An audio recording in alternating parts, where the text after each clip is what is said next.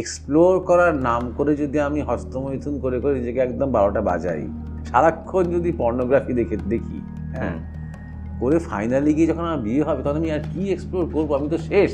মেয়েরা জানে যে মেয়েদেরও একটা স্যাটিসফ্যাকশন পয়েন্ট আছে, চরম একটা আছে। বেশিরভাগ 90% পুরুষ, হ্যাঁ, অতটা সময় নিজেকে রাখতে পারে না ধরে। পুরুষের লিঙ্গটা কতটা বড় হয় সেই অনুযায়ী নারীর জনিদারটা কতটা বড় বা ছোট। শশপুরুষের হয়তো খুবই ছোট্ট, কিন্তু পদ্মিনী নারী যে খুব কম্প্যাটেবল তারও কিন্তু খুব ছোট্ট জনিদার। ঈশ্বরসিংহ এলেন, তিনি একজন যুবক অখণ্ড ব্রহ্মচারী, তাঁর সাথে মিলন ঘটানো হলো, তবে রামচন্দ্রের মতন সন্তান এলো। ওরা যখন রবীন্দ্রনাথ ঠাকুরকে নাইটহুড দেবেন বা নোবেল পুরস্কার দেবেন, আমরা সত্যি বিশ্বকবি রবীন্দ্রনাথ ঠাকুর। বিবেকানন্দ যদি আমেরিকায় না যেতেন, আজ স্বামী বিবেকানন্দ কেউ চিনতই না। একই রকম বলিষ্ঠতা, ওই অবস্থাতে রামকৃষ্ণ মিশন তৈরি করতেন, কিন্তু তিনি আমেরিকায় গিয়ে জয় করেন নিজে। সমাজটা কি অবক্ষয়ের দিকে যাচ্ছে? মানে অবস্থাটা সেরকমই হয়ে যাচ্ছে। তবে কি জানো তো, ডাউনফলেরও একটা লিমিট আছে। প্রথম ব্যাপারটা হচ্ছে আমাদের শিক্ষা ব্যবস্থাটাই জড়বাদী। জড়বাদী মানে শিক্ষা ব্যবস্থাটা অ্যাকচুয়ালি তোমাকে একজন উন্নত মানুষ হতে শেখায় না। এসএসসি পরীক্ষা দিয়ে পেলো, টিচার হলো, অনেক কিছু দিচ্ছিল, আইএএস দিচ্ছিল, আইপিএস দিচ্ছিল, এসএসসিটা পেয়ে গেল তাই টিচার হলো। এই কি বাই নেচার টিচার?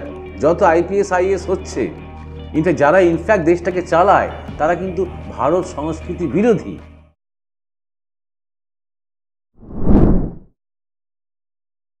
নমস্কার মহারাজ, কৌশবের আড্ডাতে আপনাকে স্বাগতম জানাই। আপনার সাথে কথা বলার ইচ্ছা আমার অনেক দিনের ছিল। আজকে আমরা দুজন সামনাসামনি বসে রয়েছি, তো আজকে অনেক কিছু প্রশ্ন রয়েছে যে প্রশ্নগুলোর অ্যাজ সাচ আমি উত্তর পাইনি, সেই উত্তরগুলো আজকে আপনার কাছে জানতে চাইব। প্রথমেই জানতে চাই মহারাজ, আপনি কেমন আছেন? ভালো আছি। ভালো আছেন, আচ্ছা। আপনি যে এই সাধন ভজনের জীবনে এগিয়ে এসছেন, যখন আমাদের রেকর্ডিংয়ের আগেও কথাবার্তা হচ্ছিল, সেখানে একটা ব্যাক স্টোরি রয়েছে, সেটা আপনার থেকে আগে জানতে চাই। কিভাবে একজন ব্যাংকার এই স্পিরিচুয়াল পথে এগিয়ে এলো? প্রথমত আমি ব্যাংকার ঠিক নই। আমি তোমাকে বলি, আমি যখন কলেজে পড়াশোনা করি, সাহিত্যের ছাত্র ছিলাম, যাদবপুর ইউনিভার্সিটি, ইংরেজি সাহিত্যের ছাত্র ছিলাম। তখন থেকে আমার নাটকের প্রতি একটা প্রচণ্ড আবেগ ছিল। অভিনয় করতাম, পরিচালনা করতাম, স্ক্রিপ্ট লিখতাম। করতে গিয়ে তখন ওই নিজেদের একটা দলও তৈরি হয়ে গেল। আচ্ছা। এবার সেই সবাই আমরা বন্ধুবান্ধব মহল, আমরা সবাই কোনো রকমের টিউশন ফিউশন করে দুটো বই কিনতে পারি, তার বেশি কিছু তখন পারি না। তাই জন্যে মানে কলেজ থেকে বেরিয়ে প্রাণপণ তখন এখানে পরীক্ষা দিচ্ছি, ওখানে পরীক্ষা দিচ্ছি করতে করতে ব্যাংকের স্ট্যান্ডার্ড ব্যাংকের চাকরিটা পেয়ে গেলাম। ওকে, মনে মনে ভাবলাম বাঁচলাম, এই টাকাটা দিয়ে অন্তত কিছুটা এই নাটকের ব্যাপারটাকে আমি স্পন্সর করতে পারবো। নাটক তখন আমাদের সকলের সন্তান, হ্যাঁ, তার খাওয়া পড়া, তার থাকা সব কিছু দরকার। এইখান থেকে একে এই লোকটাকে তুমি শুধু ব্যাংকার বলবে না, একটা পাগল বলবে, ব্যাংকার তুমি বলবে না। তো সেই এবং বিরক্ত লাগতো। এটা আরেকটা কারণ যার জন্য আমি ব্যাংকার কথাতে আপত্তি করছি। কি বিরক্ত লাগতো? ব্যাংকে বসে থাকতে, হ্যাঁ, মানে মনে হতো 10টা থেকে মনে হতো কখন 5টার দিকে ঘড়িটা যাবে, মানে পাগলের মতো মনে হতো। তারপর যারা ইউনিয়ন করতো তারা শুধু মন মানে খেলা দেখতে বেরিয়ে গেল 2টোর সময়, 8টার সময় খুব হিংসে করতাম যে এরকম করতে পারছি না বলে আর কি, আগে বেরিয়ে যেতে পারছি না। মানে খুবই সুন্দর অফিস, খুবই ভালো, বা স্ট্যান্ডার্ড ব্যাংক তখনকার দিনের ভালো ব্যাংক, সেন্ট্রাল এয়ার কন্ডিশন, বাইরে গরমকাল সাংঘাতিক, হ্যাঁ, খুবই ভালো মাইনেপত্র, সমস্ত কিছু। তাও মনে হতো যেন একটা কোথায় আটকে রেখেছে আমাকে। সেই সময়টা সাহিত্য চর্চা করব, সেই সময়টা ভাববো কিছু নতুন কিছু পড়বো, কিছু থিয়েটারে কিছু ওয়ার্কশপ করবো, সবসময় এইসব চিন্তা করতাম। করতে একটা সময় এলো যখন ওই কয়েক বছর চাকরিও করেছি, আর থিয়েটারটাও করতে বুঝতে পারছি এটা একটা খুব খুব কঠিন একটা জায়গা মানুষের কাছে পৌঁছানো, এই এত কম মানে মূলধন নিয়ে থিয়েটারের জগতে। তো খুব আদর্শবাদী ছিলাম আমরা, কম্প্রোমাইজ করবো না, বা কোনো দর্শকের মনোরঞ্জনের জন্য কখনো থিয়েটারের মানকে কখনো নামাবো না, এরকম নানা রকমের একটা অনাপসী মানসিকতা ছিল। আস্তে আস্তে একটু ক্লান্ত হয়েও পড়ছিলাম। আর তুমি যেটা জিজ্ঞাসা করেছো, ওইটা কিন্তু আমার ছেলেবেলা থেকেই কিছুটা আন্ডার কারেন্টের মতন ছিল, স্পিরিচুয়ালিটি। হ্যাঁ, মানে আধ্যাত্মিকতা, অন্তর্মুখী হব। স্পিরিচুয়ালিটি এখন খুব একটা ফ্যাশনেবল শব্দ, ওই শব্দটা আমাদের মাথার মধ্যে ছিল না। ছিল যে মানে ওই যেমন ভগবান বুদ্ধ সাধনা করেছেন, যেমন ঋষি অরবিন্দ সাধনা করেছেন, যেমন বিবেকানন্দ সাধনা করেছেন, এরকম সাধনা করলে নিজের মধ্যে অনেক কিছু জানা যায়। এর ব্যাপারে অনেক একটা ভিতরে একটা বড় একটা জগৎ আছে, যে জগৎটা এখনো অনাবিষ্কৃত রয়েছে, সেইটা খুব মনে হতো। আর ন্যাচারালি একটা ঠাকুর, মা, স্বামীজির প্রতি একটা টান অনুভব করতাম। তাহলে যেখানে যেখানে ওই সব করতে করতেই যেখানে যেখানে দেখতাম জিডু কৃষ্ণমূর্তি কলকাতায় এসেছেন, তার লেকচার শুনতে যেতাম। স্বামী চিন্ময়ানন্দ বম্বে চিন্ময় মিশনে তিনি ছিলেন, খুব নামকরা, তিনি এসে কলা মন্দিরে বক্তৃতা দিচ্ছেন, তার কথা শুনতে যেতাম। কিছুকাল পর থেকে একদম চলে গেলাম সব দুম করে ছুটি নিয়ে, একদম অমরকণ্টকে জঙ্গলে চলে গেলাম নর্মদার তীরে সাধনা করবো বলে। কখনো তোমার ঋষিকেশ হয়ে ঘুরছি, চারদিকে ঘুরছি, সাধুসঙ্গ করছি। এই আমার একটা জীবন আরম্ভ হলো। বন্ধু বান্ধব বাড়ির লোকেরা ভাবলো আমি বোধহয় একদম মাথা খারাপ হয়ে গেছে, আমি বোধহয় পাগল হয়ে গেছি, কীভাবে একটা ভাব। এইরকম যখন খুঁজছি চারপাশে, তখন আমার গুরুদেবের সন্ধান পেলাম, তার কাছে মানে আসতে আরম্ভ করলাম। সেই সময় আমি খুব ধ্যান জপও করছি, কোনো সাহায্য ছাড়াই। আমি কোথাও তখন দীক্ষা নিইনি, খুব সাধনাও করছি, চেষ্টা করছি, খুব জপ ধ্যান করছি, ঘন্টা পর ঘন্টা বসে থাকছি, কিছু হোক বা না হোক, নিজের মধ্যে জানতে হবে, চেষ্টাটা করছি। করতে করতে গুরুমহারাজের সাথে সঙ্গটা হলো, এবং ওনার সাথে দেখা হওয়ার পর থেকেই মনে হলো এই মানুষটা বা অস্তিত্বটা যেন আমার আজকের পরিচয় নয়, এই যেন অনেক অনেক দিনের একটা পরিচয়, এটা আমার ভেতর থেকে মনে হলো। আচ্ছা। এবং ঠিক এই কথাটারই কিছুকাল বাদে তিনি ইকো করেছিলেন, যে তোর সাথে আমার এক জন্মের সম্পর্ক নয়, অনেক দিনের, এরকম বলেছিলেন।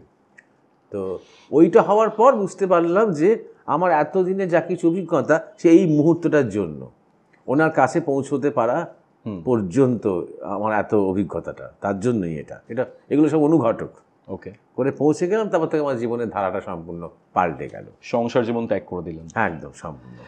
মহারাজ, আমরা ধরুন আমাদের সারাউন্ডে অনেক বন্ধু বান্ধব রয়েছে বা অনেক প্রিয় মানুষও রয়েছে, আপনি আপনার গুরুর কথা বললেন, আপনার কি মনে হয় যে আমাদের চারিপাশে যারা রয়েছেন বা যাদের সাথে আমরা মিশছি, কথা বলছি, সেটা পূর্বজন্মের কোনো সম্পর্ক ছিল তাদের সাথে, আর সেই পূর্বজন্মের সম্পর্কটাই এই জন্মে অন্য কোনো সম্পর্কের মাধ্যমে জিনিসটা কন্টিনিউ করছে? সেটা হয়। তো মূলত যেটা হয় সেটা হচ্ছে, যখন তুমি দেখবে কোনো একজন অচেনা ব্যক্তি বেশ রাতারাতি তোমার খুব কাছাকাছির লোক হয়ে গেল। আচ্ছা। অচেনাকে প্রথম থেকে যেন মনে হচ্ছে এটি যেন চেনা, যদিও তুমি জানো, তুমি তাকে কখনো দেখোনি, সেও জানে, তবুও যেন মনে হচ্ছে একটা কোথায় লিঙ্ক আছে, এটা জানবে নিশ্চিত পূর্ব জন্মের সংযোগ ছিল। একটা সম্পর্ক যেটা অনেক কালচার করে তৈরি করতে হচ্ছে, সেটা প্রথম দেখা হতে পারে, আগের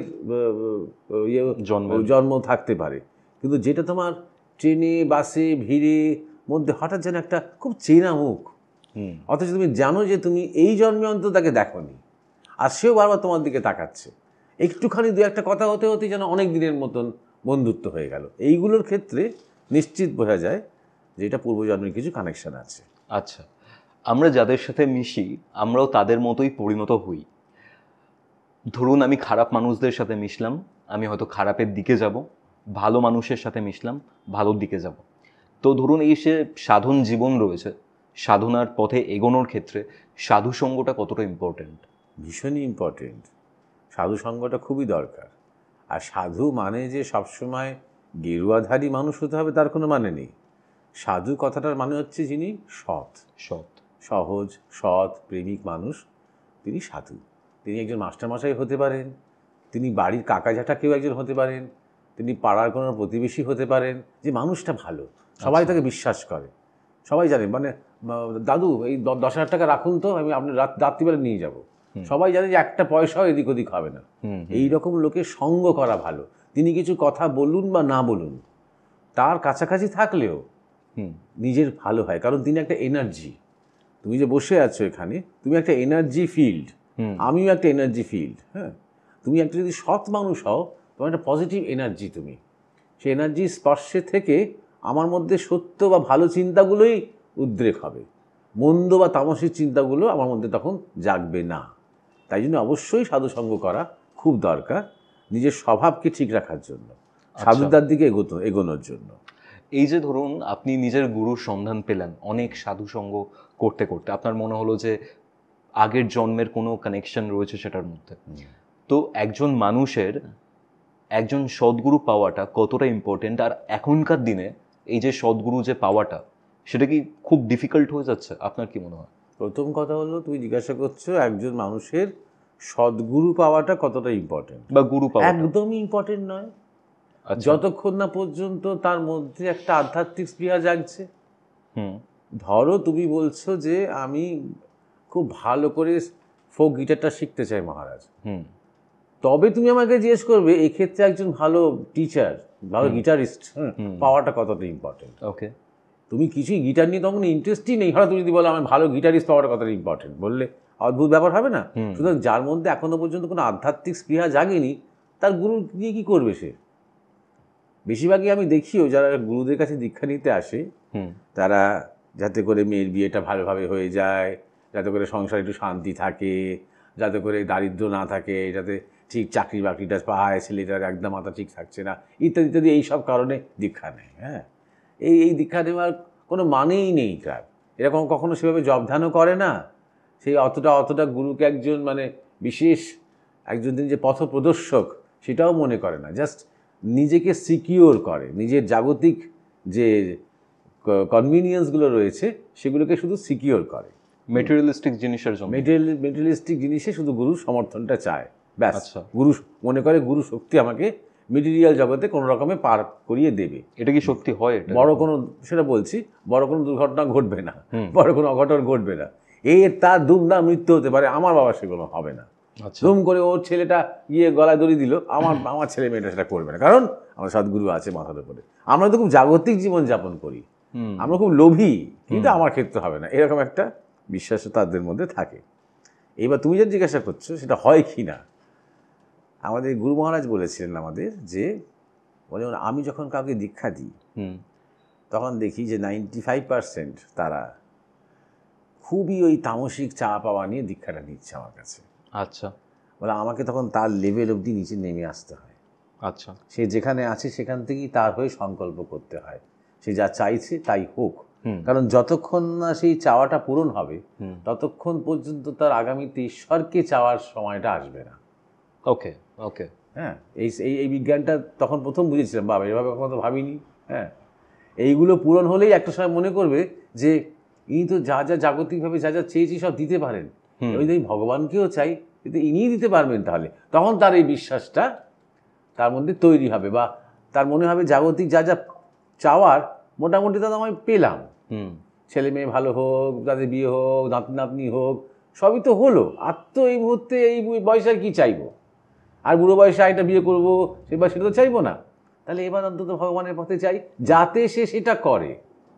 তাই না, তার জাগতিক চাওয়াগুলো ইনফ্যাক্ট তোমার অ্যাক্সেলারেটেড হয়ে যায়, ত্বরান্বিত হয় গতিটা, যাতে করে সেগুলো পূরণ হয়ে এইবার সে স্পিরিচুয়ালের দিকে যেতে পারে। এটা গুরুমাজ বলেছিলেন। সুতরাং হয় সদ্গুরু দীক্ষা হলে শুধু যদি জাগতিক চাওয়া নিয়েই তাকে যাওয়া যায়, তাও সেগুলো কিছুটা পূরণ হয়। আচ্ছা, আমি ওশোর একটা কথা আমার মাথায় আসছে এই কনভারসেশনের জন্য, হয়তো ধারাটা অনেকটা আলাদা। তিনি বলেছিলেন যে এই যে জাগতিক চাওয়া পাওয়া, এই যে ধরুন কাম ক্রোধ যা যা রয়েছে, সেই জিনিসটা যদি আমরা সম্পূর্ণভাবে এক্সপ্লোর করি, সেই জিনিসের প্রতি আমার যে বাসনাটা রয়েছে সেই বাসনাটা কেটে যাবে, তখন আমি ভগবানের দিকে এগিয়ে যেতে পারবো। আপনার কি মনে হয় এই জিনিসটা কতটা ঠিক কতটা ভুল? দেখো, এখন যদি আমি বলি যে আমি যে কোনো একটা উদাহরণ দিচ্ছি, ধরো কাম শক্তিটাকে আমি যতটা সম্ভব যদি এক্সপ্লোর করি, ঠিক আছে, এইবার আমি 12, 13, 14 বছর বয়স থেকে, হ্যাঁ, যখন একটা ছেলে হিসেবে আমার যখন ভেতরে ভেতরে যৌন চেতনা জাগতে আরম্ভ করলো, এক্সপ্লোর করার নাম করে যদি আমি হস্তমৈথুন করে করে নিজেকে একদম 12টা বাজাই, আমি একদম বাতি কথা বলছি, যদি নিজের 12টা বাজাই, সারাক্ষণ যদি পর্নোগ্রাফি দেখি, হ্যাঁ, করে ফাইনালি গিয়ে যখন আমার বিয়ে হবে তখন আমি আর কি এক্সপ্লোর করবো, আমি তো শেষ। বুঝতে পারছো? ডাক্তার তো স্বামী স্ত্রীকে দেখেই বলবে ছেলেটার প্রবলেম, সেটাকে বলবে তুই তো হস্তমৈথুন করে তোমার জীবনটাকে তুমি শেষ করে দিয়েছো, তোমার বীর্যের কোনো পোটেন্সি নেই, তোমার সন্তান হবে না। আমি একদম এক্সপিরিয়েন্স থেকে বলছি এই কথাগুলো তোমাকে, জানো, প্রচুর দম্পতিরা আমার কাছে আসে, তো বেসিক্যালি প্রবলেমটা হচ্ছে ছেলেটাই নিজের জীবনটাকে শেষ করে দিয়েছে একদম, বেসিক্যালি মানে কুঅভ্যাসে। ওকে। এবার সে একটা তার দাম্পত্য জীবনে 12টা বাজলো তার মানে, এবং একটা যদি বা কোনো রকমের চ্যামায়া করে একটা সন্তান হলো, একটা চরম তামসিক সন্তান হবে সে, কারণ বীর্যে কোনো পোটেন্সি নেই। আচ্ছা আচ্ছা। সুতরাং শুনতে ঠিক লাগছে ওসর কথাটা, যে তুমি যতটা বড় এক্সপ্লোর করো, তারপর তোমার একটা সময় যখন যতটা বড় এক্সপ্লোর করার পর সে আর কিছু নেই, সে তখন ভেড়া হয়ে গেছে। আচ্ছা। মানে এক্সপ্লোর করা মানে হচ্ছে ক্ষয় করা। ওকে। হ্যাঁ, আরেকটা এক্সপ্লোরের আরেকটা সম্ভাবনা রয়েছে। কামশক্তিটা কেন ইম্পর্টেন্ট তুমি লক্ষ্য করে দেখবে, শুধুমাত্র হিন্দুদের মধ্যে নয়, ব্রহ্মচর্যের উপর জোর দেওয়া হয়েছে ইসলামেরও কোনো কোনো সম্প্রদায়ের মধ্যে, খ্রিস্টানিটির মধ্যে, ইহুদিদের মধ্যে, জৈনদের মধ্যে, শিখদের মধ্যে, সবার মধ্যে ব্রহ্মচর্যের উপর জোর দেওয়া হয়েছে। কারণ ওটা একটা বিরাট একটা পোটেনশিয়াল এনার্জি, একটা বিরাট একটা এনার্জি, শক্তি।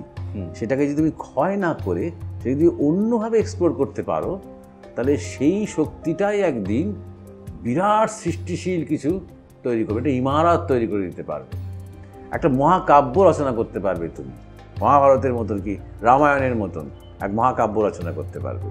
বুঝতে পারছো? ওই শক্তিটা দিয়ে তুমি একটা দারুণ উন্নত সন্তান নিয়ে আসতে পারবে। আচ্ছা, দেখো না, দশরথ তোমার ইয়ে হলেন, অভিশপ্ত হলেন। আমি যেমন অন্ধমণি বললেন, আমি যেমন ছেলের শোকে কাঁদতে কাঁদতে মরে যাচ্ছি, তুমি একদিন ছেলের শোকে কাঁদতে কাঁদতে মরে যাবে। দশরথ বললেন আমার ছেলে নেই। তখন বললেন হবে, অমুক চিত্রকূট পাহাড়ের ওপরে দেখো ঋষ্যশৃঙ্গ ঋষি আছে, ওকে নিয়ে এসো, যজ্ঞ করবে, হবে। যজ্ঞটার মানে কি তুমি কমন সেন্স দিয়ে বলো।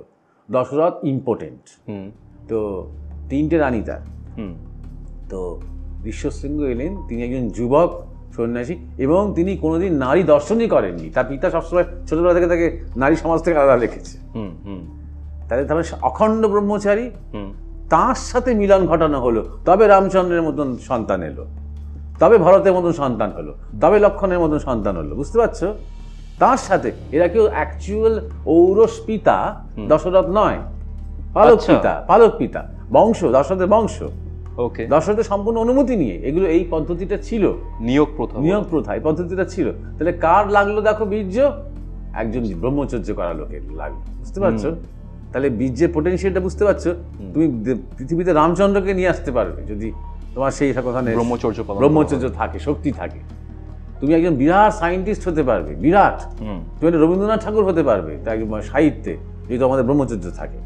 অর্থাৎ খুব সিম্পল ভাষায় বলতে গেলে, আমাদের যে লোয়ার অর্গান রয়েছে, সেই লোয়ার অর্গান দিয়েও তুমি শক্তিপাত করতে পারো, আর যে হায়ার অর্গান রয়েছে, ধরো তোমার বাক, তোমার বুদ্ধি, তোমার কল্পনা, সেখান দিয়েও তুমি তোমার শক্তি নির্গত করতে পারো, এনার্জিটাকে চ্যানেলাইজ করো। এক্স্যাক্টলি, এনার্জিটাকে চ্যানেলাইজ করো। এইটা যদি ওষুধ ভাষায় বলতে হয়, এইটা হচ্ছে অ্যাকচুয়াল এক্সপ্লোরেশন আচ্ছা অফ ইউর কাম এনার্জি বা অফ ইউর সেক্সুয়াল এনার্জি।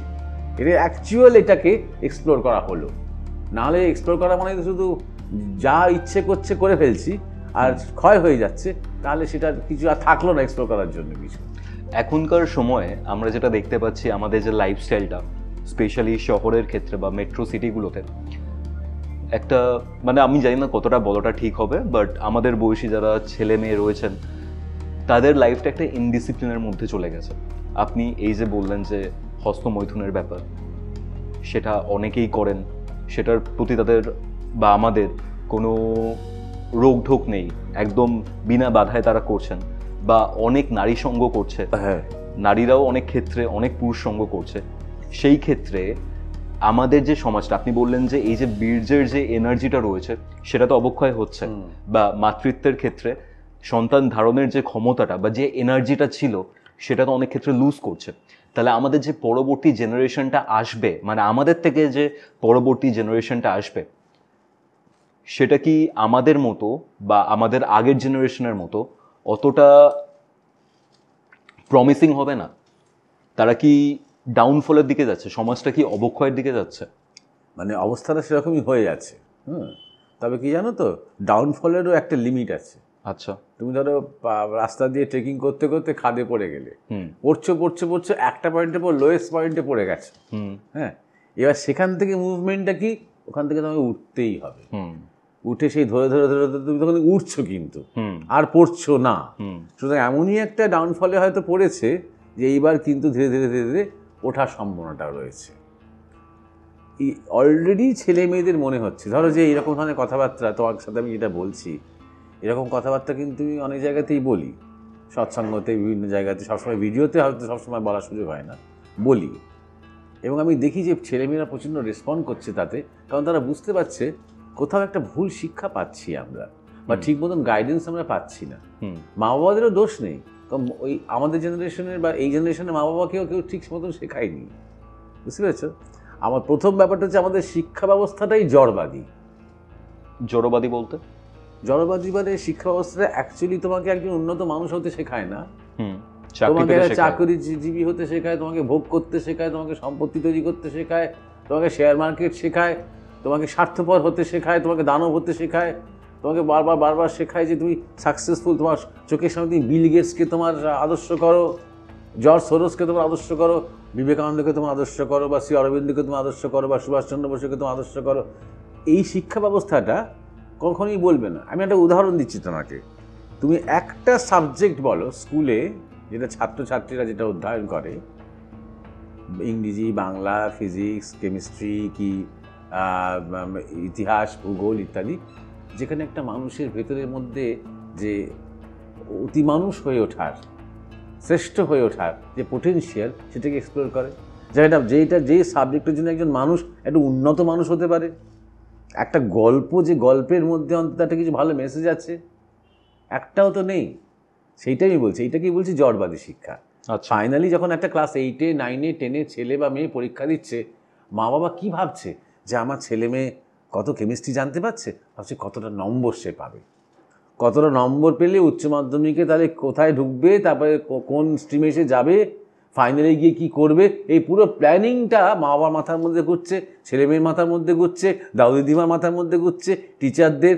একটাও তুই বলো না যে একজন ভাবছে যে আজকে একটা ইংরেজি ইয়ে পড়তে গিয়ে, গ্রামার পড়তে গিয়ে একটা নতুন কনস্ট্রাকশন শিখলাম, কেউ ভাবছে সেটা? ইতিহাস পড়তে গিয়ে আজকে অরঙ্গজেব সম্বন্ধে আমি একটা নতুন জিনিস জানলাম, যে লোকটা কত মানে সাংঘাতিক খুনে ছিল, ধরো এর মধ্যে কোনো আনন্দ আছে? বুঝতে পারছো? এইটাকে আমি বলছি জড়বাদী, মানববাদী নয়। যে শিক্ষা বেসিক্যালি তোমার নিজের দৈব সমমানাকে জাগাতে পারে না, সেটা অ্যাকচুয়ালি কোনো শিক্ষা নয়। এটা জাস্ট মুখস্থ বিদ্যার একটা প্রতিযোগিতা। এবার যে যত বেশি মুখস্থ করতে পারবে, সে তত একটা হায়ার পজিশনে যেতে পারবে।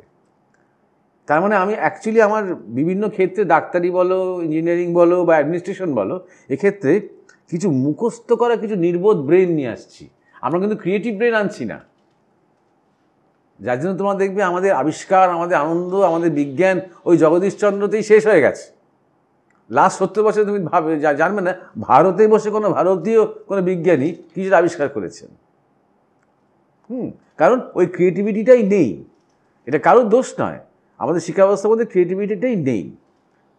তো এই রকম শিক্ষা ব্যবস্থাটা যেহেতু এরকম হয়ে গেছে, আর সেটাকে কেন্দ্র করেই আমাদের সমাজটা গড়ে উঠছে, সেটা কেন্দ্র করেই আমাদের জীবিকা, আমাদের বৃত্তি, আমাদের মূল্যবোধ, আমাদের পরিবার, আমাদের সমস্ত কিছু গড়ে উঠছে। তার জন্য হচ্ছে কি, যে আমাদের অ্যাকচুয়াল যে হিউম্যান পোটেনশিয়াল, সেটা একদমই এক্সপ্লোর হচ্ছে না। কিন্তু মহারাজ, এই যে ধরুন শিক্ষা ব্যবস্থা রয়েছে, আমরা এখনকার দিনে দাঁড়িয়ে ক্যাপিটালিজম বা পুঁজিবাদী হয়ে উঠছে আমাদের দেশের কথা যদি আমি বলি, এবার সেই ক্ষেত্রে এই যে শিক্ষা ব্যবস্থা রয়েছে, যার মাধ্যমে আমরা অর্থ উপার্জনের একটা দিক নির্দেশিত হচ্ছে, সেটার মাধ্যমে বা এমনভাবে আমরা এগোচ্ছি যার মাধ্যমে আমরা হয়তো কেরিয়ারে মেটেরিয়ালিস্টিকভাবে ধন সম্পত্তি আহরণ করার একটা বিদ্যা পাচ্ছি, সেটা কি একদমই ইম্পর্টেন্ট নয়? কারণ হ্যাঁ, খুব ইম্পর্টেন্ট। কিন্তু ব্যাপারটা হচ্ছে যে আমরা প্রত্যেকে আমাদের স্বভাব অনুযায়ী কাজ করতে পারছি কি? আমাদের নিজের যেটা স্বভাব, একজন ইঞ্জিনিয়ার বা একজন ডাক্তার ডাক্তারি পড়ছে, আমার চেনা জানা আমি একটা ছেলে মেয়েকে দেখি না যারা ডাক্তারি পড়ছে যাদের মধ্যে ডাক্তার হওয়ার বিন্দু মাত্র মানসিকতা ছিল কোনো কারে। একটা বন্ধু বান্ধবদের সাথে খেলতে গিয়ে পড়ে গিয়ে পায়ে লেগে গেল, ও কোনোদিনই গিয়ে তাকে ওখানে জল দিয়ে ধুয়ে দিয়ে একটা কাপড় বেঁধে ব্যান্ডেজ করিয়ে দিই, সেটা করেনি। তাও কেন ডাক্তারি পড়ছে? কারণ যথেষ্ট নম্বর পেয়েছে নিট পরীক্ষা দেওয়ার পরে, তাই জন্য এখন সে MBBSটা করছে। অর্থাৎ সে মনে প্রাণে ডাক্তার নয়, হ্যাঁ, কিন্তু সে ডাক্তারিটা পড়ছে জাস্ট একটা কেরিয়ার হিসেবে। তো সে অনেক মাইনে পাবে, সে অনেক রোজগারও করবে, 4টে প্রেসক্রিপশনও লিখবে। বেসিক্যালি আর নন ডক্টর, আমরা অভিনয় জগতে বলতাম যারা অভিনয় করতে পারে না, নন অ্যাক্টার, বেসিক্যালি নন অ্যাক্টার। এইটাই সব জায়গায় হচ্ছে। এসএসসি পরীক্ষা দিয়ে পেলো, টিচার হলো, অনেক কিছু দিচ্ছিল, আইএএস দিচ্ছিল, আইপিএস দিচ্ছিল, এসএসসিটা পেয়ে গেল তাই টিচার হলো। এই কি বাই নেচার টিচার? বলো তুমি আমাকে। সে হয়তো খুব ভালো স্টুডেন্ট, সে দারুণ মুখস্থ করে দারুণ নম্বর পায়, কিন্তু বাই নেচার কি সে একজন টিচার? আর ওয়েলথ জেনারেশনের কথা বলছো, ভারত তো চিরকাল ওয়েলথই জেনারেট করেছে। এই তথাকথিত ক্যাপিটালিজমের জায়গা না গিয়ে 200 বছর আগে পর্যন্ত ভারত ছিল মানে পার ক্যাপিটা ইনকামে এবং জিডিপিতে পৃথিবীর 1 নম্বর, কখনো কখনো 2 নম্বর চীনের কাছে। তো বেসিক্যালি ভারতের আজকে এই অবস্থা হয়েছে লুট হয়েছে বলে, সম্পূর্ণ লুট হয়েছে। এবং লুট হয়েছে শুধুমাত্র ধন সম্পত্তি, টাকা পয়সা, ব্যবসা বাণিজ্য নয়, লুট হয়েছে আমাদের ধ্যান জ্ঞান, আমাদের নিজেদের শিক্ষা, আমাদের বিজ্ঞান, আমাদের প্রযুক্তি, সব লুট হয়েছে। তাই জন্য ভারত দুর্বল হয়েছে। কিন্তু ভারতের ওয়েলথ জেনারেশনের জন্য ভারতকে অমানবিক হতে হয়নি, এটাই বলতে চাইছি। ভারতকে পিশাচ হতে হয়নি নিজের ওয়েলথ জেনারেট করতে গিয়ে। ভারত কখনো অন্যান্য দেশে গিয়ে আক্রমণ করে নিজেদের ওয়েলথ জেনারেট করতে গিয়ে। ভারত ওয়েলথ জেনারেট করেছে, কিন্তু এমন একটা সিস্টেম ভারত রেখেছে নিজের সমাজকে যে যে যেটা করতে ভালোবাসে সে সেটা করুক। বুঝতে পারছি আমি কি বলতে চাইছি? যে যেটা করতে ভালোবাসে, হোক না একজন টিচার যদি অনেক টাকা রোজগার করে, করুক না, গুড, কিন্তু সে যেন ভালো টিচার হয়, ছাত্রগত প্রাণ হয় সে যেন, তার জন্য সে যেন রিটায়ার করার পরেও মনে হয় যাই গিয়ে ছাত্রদের সাথে গিয়ে বসে থাকি। এই হচ্ছে টিচার, জাত টিচার।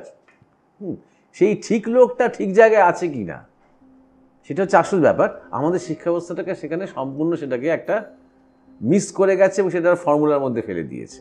এটা কি ব্রিটিশ রাজের জন্য? হ্যাঁ, ব্রিটিশ রাজ। এটা শুধু ব্রিটিশ রাজের জন্য না, এটা ব্রিটিশের একটা চক্রান্তই ছিল। এটাকে বলে ম্যাকাওলি লাইন।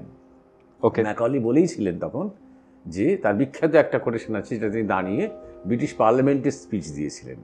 তিনি বলেছিলেন, আমি সারা ভারতবর্ষ ঘুরে, এটা early period of British India, হ্যাঁ, সারা ভারতবর্ষে ঘুরে আমি একটাও ভিখিরি দেখতে পাইনি।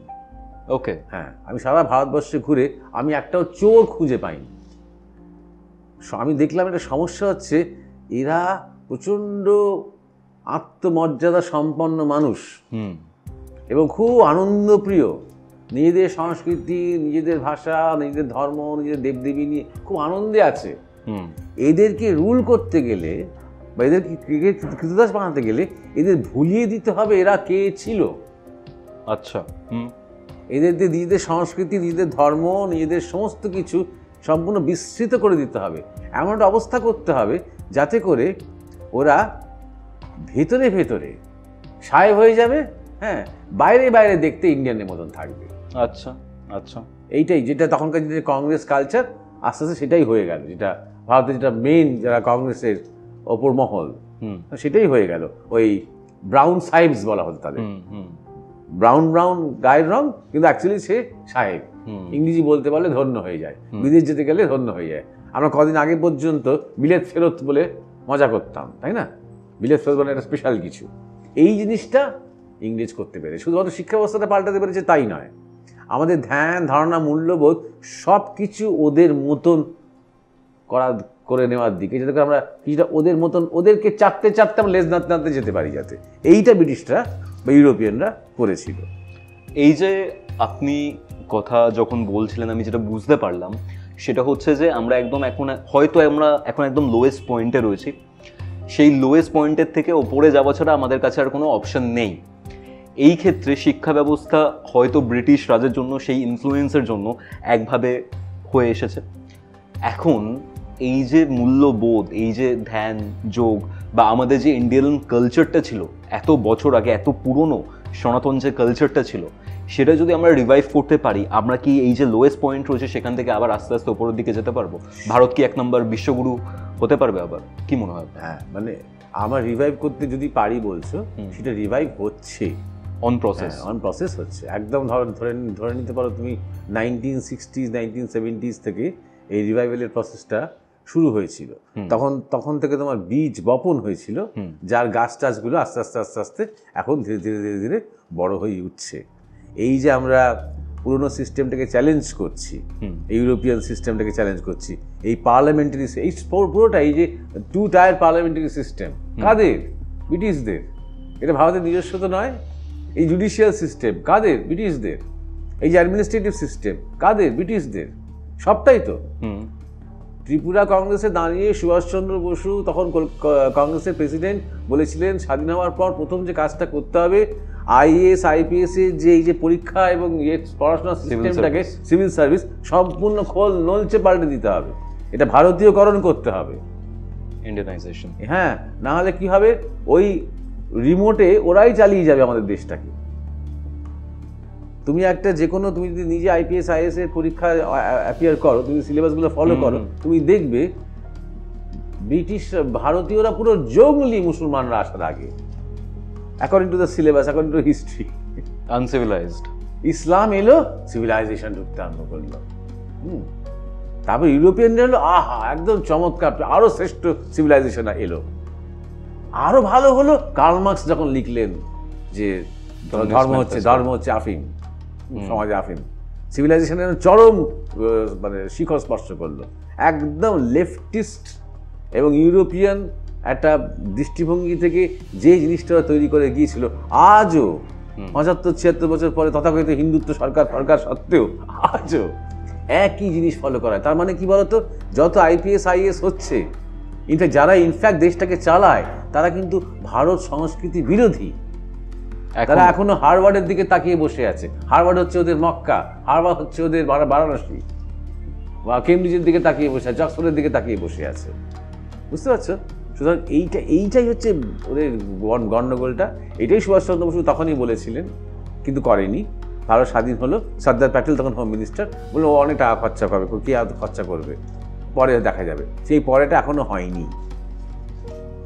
এইটাই বলছি যে এইটাই ছিল মানে চেষ্টাটা। কিন্তু এখন কিন্তু আস্তে আস্তে আস্তে আস্তে বহু মানুষ সচেতন হয়েছে। তার মধ্যে অনেকগুলো দিক রয়েছে। একটা প্রধান দিক হচ্ছে বহু সৎ ইতিহাসবিদ এইবার প্রকৃত সত্যটা ব্যক্ত করতে পারছেন। আগেও চেষ্টা করেছে, তাদের পেপার, তাদের বই পত্র সমস্ত বাজার থেকে তুলে নেওয়া হতো। এখন ধীরে ধীরে ধীরে ধীরে তাদের সেই দাপটটা কমেছে, সৎ ইতিহাসবিদদের প্রভাবটা বাড়ছে। আর্যরা বাইরে থেকে যে আসেনি, আর্যরা যে বহুকাল থেকে ভারতবর্ষেই আছে, আর্য একটা কালচার, আর্য কোনো জাতি নয়। ইনফ্যাক্ট ভারত থেকে বিভিন্ন জায়গায় আর্যরা নিজেদের কালচার ছড়িয়ে দিয়েছে। সেকেন্ড মাইগ্রেশন, এই সমস্ত তত্ত্বগুলো ওইখান থেকে শুরু করে আজ পর্যন্ত অ্যাকচুয়ালি ভারতীয় যে নলেজ সিস্টেম, অ্যাকচুয়ালি ভারতীয় যে সোশ্যাল সিস্টেম, অ্যাকচুয়ালি ভারতের যে বৈদিক পরম্পরা, এটা যে কত উন্নত, কত বৈজ্ঞানিক, এই কথাগুলো এখন বেরিয়ে আসছে। ধীরে ধীরে ধীরে ধীরে এই ইউরোপিয়ান যে ছাঁচটাকে এখন সবাই চ্যালেঞ্জ করছে। নতুন নতুন ছেলেমেয়েরা একটা ভারতীয় ভাবধারা নিয়ে, একটা উপনিষদিক ভাবধারা নিয়ে, গীতার ভাবধারা নিয়ে নিজের জীবনটাকে গঠন করব, এরকম একটা মানসিকতা নিয়ে এখন এগিয়ে আসছে। এটা আমাদের সময় কিন্তু এটা ছিল না। আমাদের সময় আমরা কিন্তু এত কিছু এক্সপোজ ছিলাম না এই সমস্ত ইনফরমেশন। আমরা বিবেকানন্দর আগে অত কিছু জানতামও না, অত কিছু ভাবতামও না। এখন বোঝা যাচ্ছে যে ওই ডটসগুলো কানেক্ট করা আরম্ভ হয়েছে। আচ্ছা করে এখন ভারতের বহু মানুষ, বিশেষ করে ইয়াং জেনারেশন, নিজের পরিচয় নিয়ে বড় হতে চাইছে, এবার নিজের পরিচয়টা সে খুঁজতে আরম্ভ করেছে। এইটা হলেই দেখবি ধীরে ধীরে ধীরে ধীরে এডুকেশন সিস্টেম পাল্টে যাবে। এটা হলেই আস্তে আস্তে অ্যাডমিনিস্ট্রেশন সিস্টেম পাল্টে যাবে, যখন মানুষের মধ্যে থেকে সেই দাবিটা উঠবে। বুঝতে পারছো? যখন মানুষ দাবি করবে না, যখন মানুষ বেশ আমরা তো খেয়ে পড়ে ভালোই আছি, ওদের মধ্যে হতে পারে তো খুব ভালো হয়, ততক্ষণ মধ্যে কিছু চেঞ্জ হবে না। যখন মানুষের মধ্যে এই চাহিদাগুলো চেঞ্জ হতে আরম্ভ করবে, যখন মানুষ বুঝতে পারবে যে না, আমরা কেন ওদের মতো হব, আমরা আমাদের মতন হব, পারলে ওরা আমাদের মতন হোক, কারণ ওদের জীবনে শান্তি কোথায়? তুমি তো ড্রাগস বলছো, তো ডিপ্রেশন বলছো, তো এই ড্রাগস ডিপ্রেশন তো আমেরিকা ইউরোপে মহামারী, একদম মহামারী। আমি তো ইউরোপে খুব যাই, আমি দেখেছি যারা যোগাসনা শেখায় ওখানে, যেহেতু ইটালিয়ানরা যারা হরিদ্বারে এসে বা ঋষিকেশে এসে 6 মাসের কোর্স করে সার্টিফিকেট নিয়ে ওখানে যায় শেখাতে। এটা একটা বৃত্তি, কিন্তু এটা একটা মানে রোজগার করা, হ্যাঁ প্রফেশন, রোজগার করা ধান্দা। প্রত্যেকে ডিপ্রেসড, প্রত্যেকে। আমি বলেছি সেই সব মেয়েগুলোকে যে তোমরা যোগাসন টিচার না? হ্যাঁ মহারাজ যোগাসন টিচার। মুখ চোখে তো গোমরা কেন? এত হানি হয়ে যাচ্ছে কেন? হুম ও যে ডিপ্রেস জীবনযাপন করি, 4টে ওষুধ খেতে হয়, ঘুমের ওষুধ ছাড়ো। আমি তাহলে কী যোগাসন করো? যোগাসনের মধ্যে তো ওরা মেডিটেশনও করে, হুম প্রাণায়ামও করে, হুম ভিজুয়ালাইজেশন করে, আর কি সুই কি সব কিছু সারাক্ষণ ন্যাকামি করে যায়। তাহলে কি তোমাদের মানে তোমার তো আনন্দময় থাকার কথা। হুম হুম তখন আর কোনো উত্তর দিতে পারে না। ওরা ভাবতেই পারে না যে মানে আধ্যাত্মিকভাবে একটা আনন্দে থাকা যায় যোগাসন করে। যোগাসন হচ্ছে ফিজিক্যাল ফিটনেস। হুম তুমি যেমন জিম যাও না, ওদের কাছে যোগাসনটা জিমের আরেকটা বিকল্প। হুম বুঝতে পেরেছো? যোগাসন যে যোগ, মনের সাথে যোগ, প্রাণের সাথে যোগ, ভগবানের সাথে যোগ, ব্রহ্মাণ্ডের সাথে যোগ, এই ধারণাটাই ওদের নেই। হ্যাঁ, সুতরাং ওরা তো একদম মহামারীতে পড়ে আছে। একটা সুপারফিশিয়াল লেভেলে ব্যাপারটাকে জানে। হ্যাঁ, ব্যাপারটা জানে। আর ওদেরই কাছ থেকে যোগাসন আইডিয়াটা আমাদের কাছে আবার ইম্পোর্ট হচ্ছে। বুঝতে পারছো? ইম্পোর্ট হচ্ছে, ইন্ডিয়ান ডাকো যোগা বলে আমাদের কাছে ফিরছে। যাই হোক করে, তো যারা ধরো একটু অ্যাওয়্যার হচ্ছে তারা তো বুঝতে পারছে যে এই রকম ধরনের খুব হালকা চটুল জীবনযাপনের মধ্যে অ্যাকচুয়ালি যে শান্তি নেই, সে তো ওদের যারা আমাদের মডেল, হলিউড মডেল কি ফ্রান্স মডেল, সেই মডেলের দিকে তাকিয়ে তো পাওয়া যাচ্ছে। মুখগুলো কত ক্লান্ত, কত বিধ্বস্ত। তখন একটা নিজের মধ্যে খোঁজ চলছে, তাহলে আনন্দের সন্ধানটা কোথায়? কোথাও না কোথাও আমাদের কালচারের মধ্যেই তো রয়েছে। এই ডিমান্ডটা যখন বাড়তে আরম্ভ করবে না, তখনই আস্তে আস্তে আস্তে আস্তে আমাদের শিক্ষা ব্যবস্থা, প্রশাসনিক ব্যবস্থা, সমাজ ব্যবস্থা এগুলো পাল্টাতে আরম্ভ করবে। জীবন চলার যে লাইফস্টাইল যেটা রয়েছে সেটাও হয়তো চেঞ্জ হবে। এই যে ধরুন আপনার কি মনে হয় যে আমরা যখন পার্টিকুলারলি ইন্ডিয়ান যোগার দিকে দেখতাম বা যোগের দিকে দেখতাম, আমাদের কি একটা ফরেন বা ইউরোপ বা আমেরিকার একটা লেজিটিমেসি দরকার পড়ে সব ক্ষেত্রেই, বা একটা স্ট্যাম্প দরকার পড়ে যে হ্যাঁ ইন্ডিয়ান যোগা ওখানে প্র্যাকটিস হচ্ছে, আমাদেরও সেটা আবার রিঅ্যাডাপ্ট করা উচিত? আপনার কি মনে হয় যে এই ফরেনের যে স্ট্যাম্পটা যখনই কোনো একটা পার্টিকুলার কিছুর ক্ষেত্রে পড়ে যায়, ইভেন আমি একটা জায়গায় পড়ছিলাম যে যোগার যে ব্যাপারটা সেটাকে পার্টিকুলার কিছু যোগা আমেরিকানস যারা যোগা শেখায় তারা পেটেন্ট নিয়ে নিয়েছে, আমাদের জিনিসটা যেটা 4-5 হাজার আরও কত কাল ধরে চলে আসছে সেটাকে ওরা পেটেন্ট নিয়ে নিয়েছে, আমরা ইন্ডিয়ানসরা বা আমরা ভারতীয়রা সেটা নিতে পারিনি। আপনার কি মনে হয় ইউরোপ বা আমেরিকার একটা লেজিটিমেসি দরকার হয় আমাদের কোনো কিছুকে অ্যাকসেপ্ট করতে? এইটাই তো ম্যাকলে লাইন ছিল। এটাই ম্যাকলে লাইন, যে আমরা সবসময় ওদের দিকে তাকাবো, মানে আমাদের প্রশংসাটা শুনতে। আমরা সবসময় ওদের দিকে তাকাবো আমাদের নিন্দিটা শুনতে, যে নিন্দিটা শুনে নিজেদেরকে কারেকশান করতে। এটাই তো ম্যাকলে লাইন, যে তোমরা শায়কদের ওপরে নির্ভরশীল হয়ে থাকো। ওরা যখন সত্যজিৎ রায়কে পুরস্কার দেবে তখন আমরা বলবো আহা, সত্যজিৎ রায় কত বড় ডিরেক্টর। ওরা যখন রবীন্দ্রনাথ ঠাকুরকে নাইটহুড দেবেন বা নোবেল পুরস্কার দেবেন, আমরা সত্যি বিশ্বকবি রবীন্দ্রনাথ ঠাকুর। ওরা যখন রবিশঙ্করকে বলবেন পৃথিবীর শ্রেষ্ঠ সিতারিস্ট, হ্যাঁ, তখন আমরা বলবো সত্যিই তো আমাদের রবিশঙ্কর, বাঙালি রবিশঙ্কর, এইগুলো আমরা করব। এইটা তো এতকাল ধরে তাই করে গেছি। পৃথিবী, আমরা বিবেকানন্দকে কেন পুজো করি? কারণ শিকাগোতে তিনি কত সাংঘাতিক বললেন, তাদেরকে আমেরিকার মিডিয়া তাকে কত নিয়ে লাফালাফি করলো, ওই জন্য বিবেকানন্দকে পুজো করি। বিবেকানন্দ যদি আমেরিকায় না যেতেন, আজ স্বামী বিবেকানন্দকে কেউ চিনতই না। একই রকম কথা বলতেন তিনি, হয়তো একই রকম লিখতেন, একই রকম বলিষ্ঠতা, ওই অবস্থাতে রামকৃষ্ণ মিশন তৈরি করতেন, কিন্তু তিনি আমেরিকায় গিয়ে জয় করেন নিজে। ওকে, হ্যাঁ, শুধু এইটাই তো ব্রিটিশরা তো বা ইউরোপিয়ানরা তো এটাই চেয়েছে।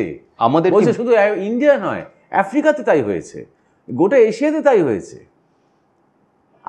আজকে শুধু ভারত দ্বিতীয় বিশ্বযুদ্ধের পর একটা কারণে অনেক দেশ মনে মনে, মুখে নয়, হিটলারকে একটুখানি ধন্যবাদ জানায়, কারণ 100টা দেশ স্বাধীন হয়েছে দ্বিতীয় বিশ্বযুদ্ধের পর ইউরোপিয়ানদের কাছ থেকে। হিটলার যুদ্ধটা করেছিল বলে, হিটলারের উদ্দেশ্য মোটেও ছিল না যে দেশগুলো স্বাধীন হোক, উদ্দেশ্য বাই প্রোডাক্ট, এক্স্যাক্টলি, যার জন্য একসাথে পর পর পর পর পর পর দেশগুলো স্বাধীনতা আরম্ভ করলো। বুঝতে পারছো? তোমার নেতাজি সুভাষচন্দ্র বসু যখন সাবমেরিনে করে তোমার জার্মানি থেকে জাপানে চলে এলেন, সাবমেরিনে করে, ওই চলে আসাটার অর্থটা কি?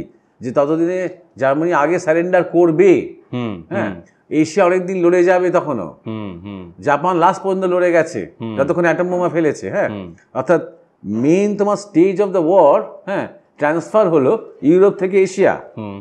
আর তখন নেতাজি সুভাষচন্দ্রকে তোমার জাপান থেকে শুরু করে চায়না, তো মালয়েশিয়া কেন অত সম্মান করে? কারণ ওকে তখন মনে করা হচ্ছে liberator of Asia, not only the liberator of India, liberator of Asia, যিনি ইউরোপিয়ান অভিশাপ থেকে এশিয়াকে মুক্ত করবেন। সুতরাং কবে ইউরোপ ভালো বলবে, কবে আমেরিকা ভালো বলবে, আর সবাই মনে করবে আহা আমার বড় ভালো হলো? এটা তো হয়েছে এতকাল। ইদানিং তুমি দেখবে পাল্টে যাচ্ছে।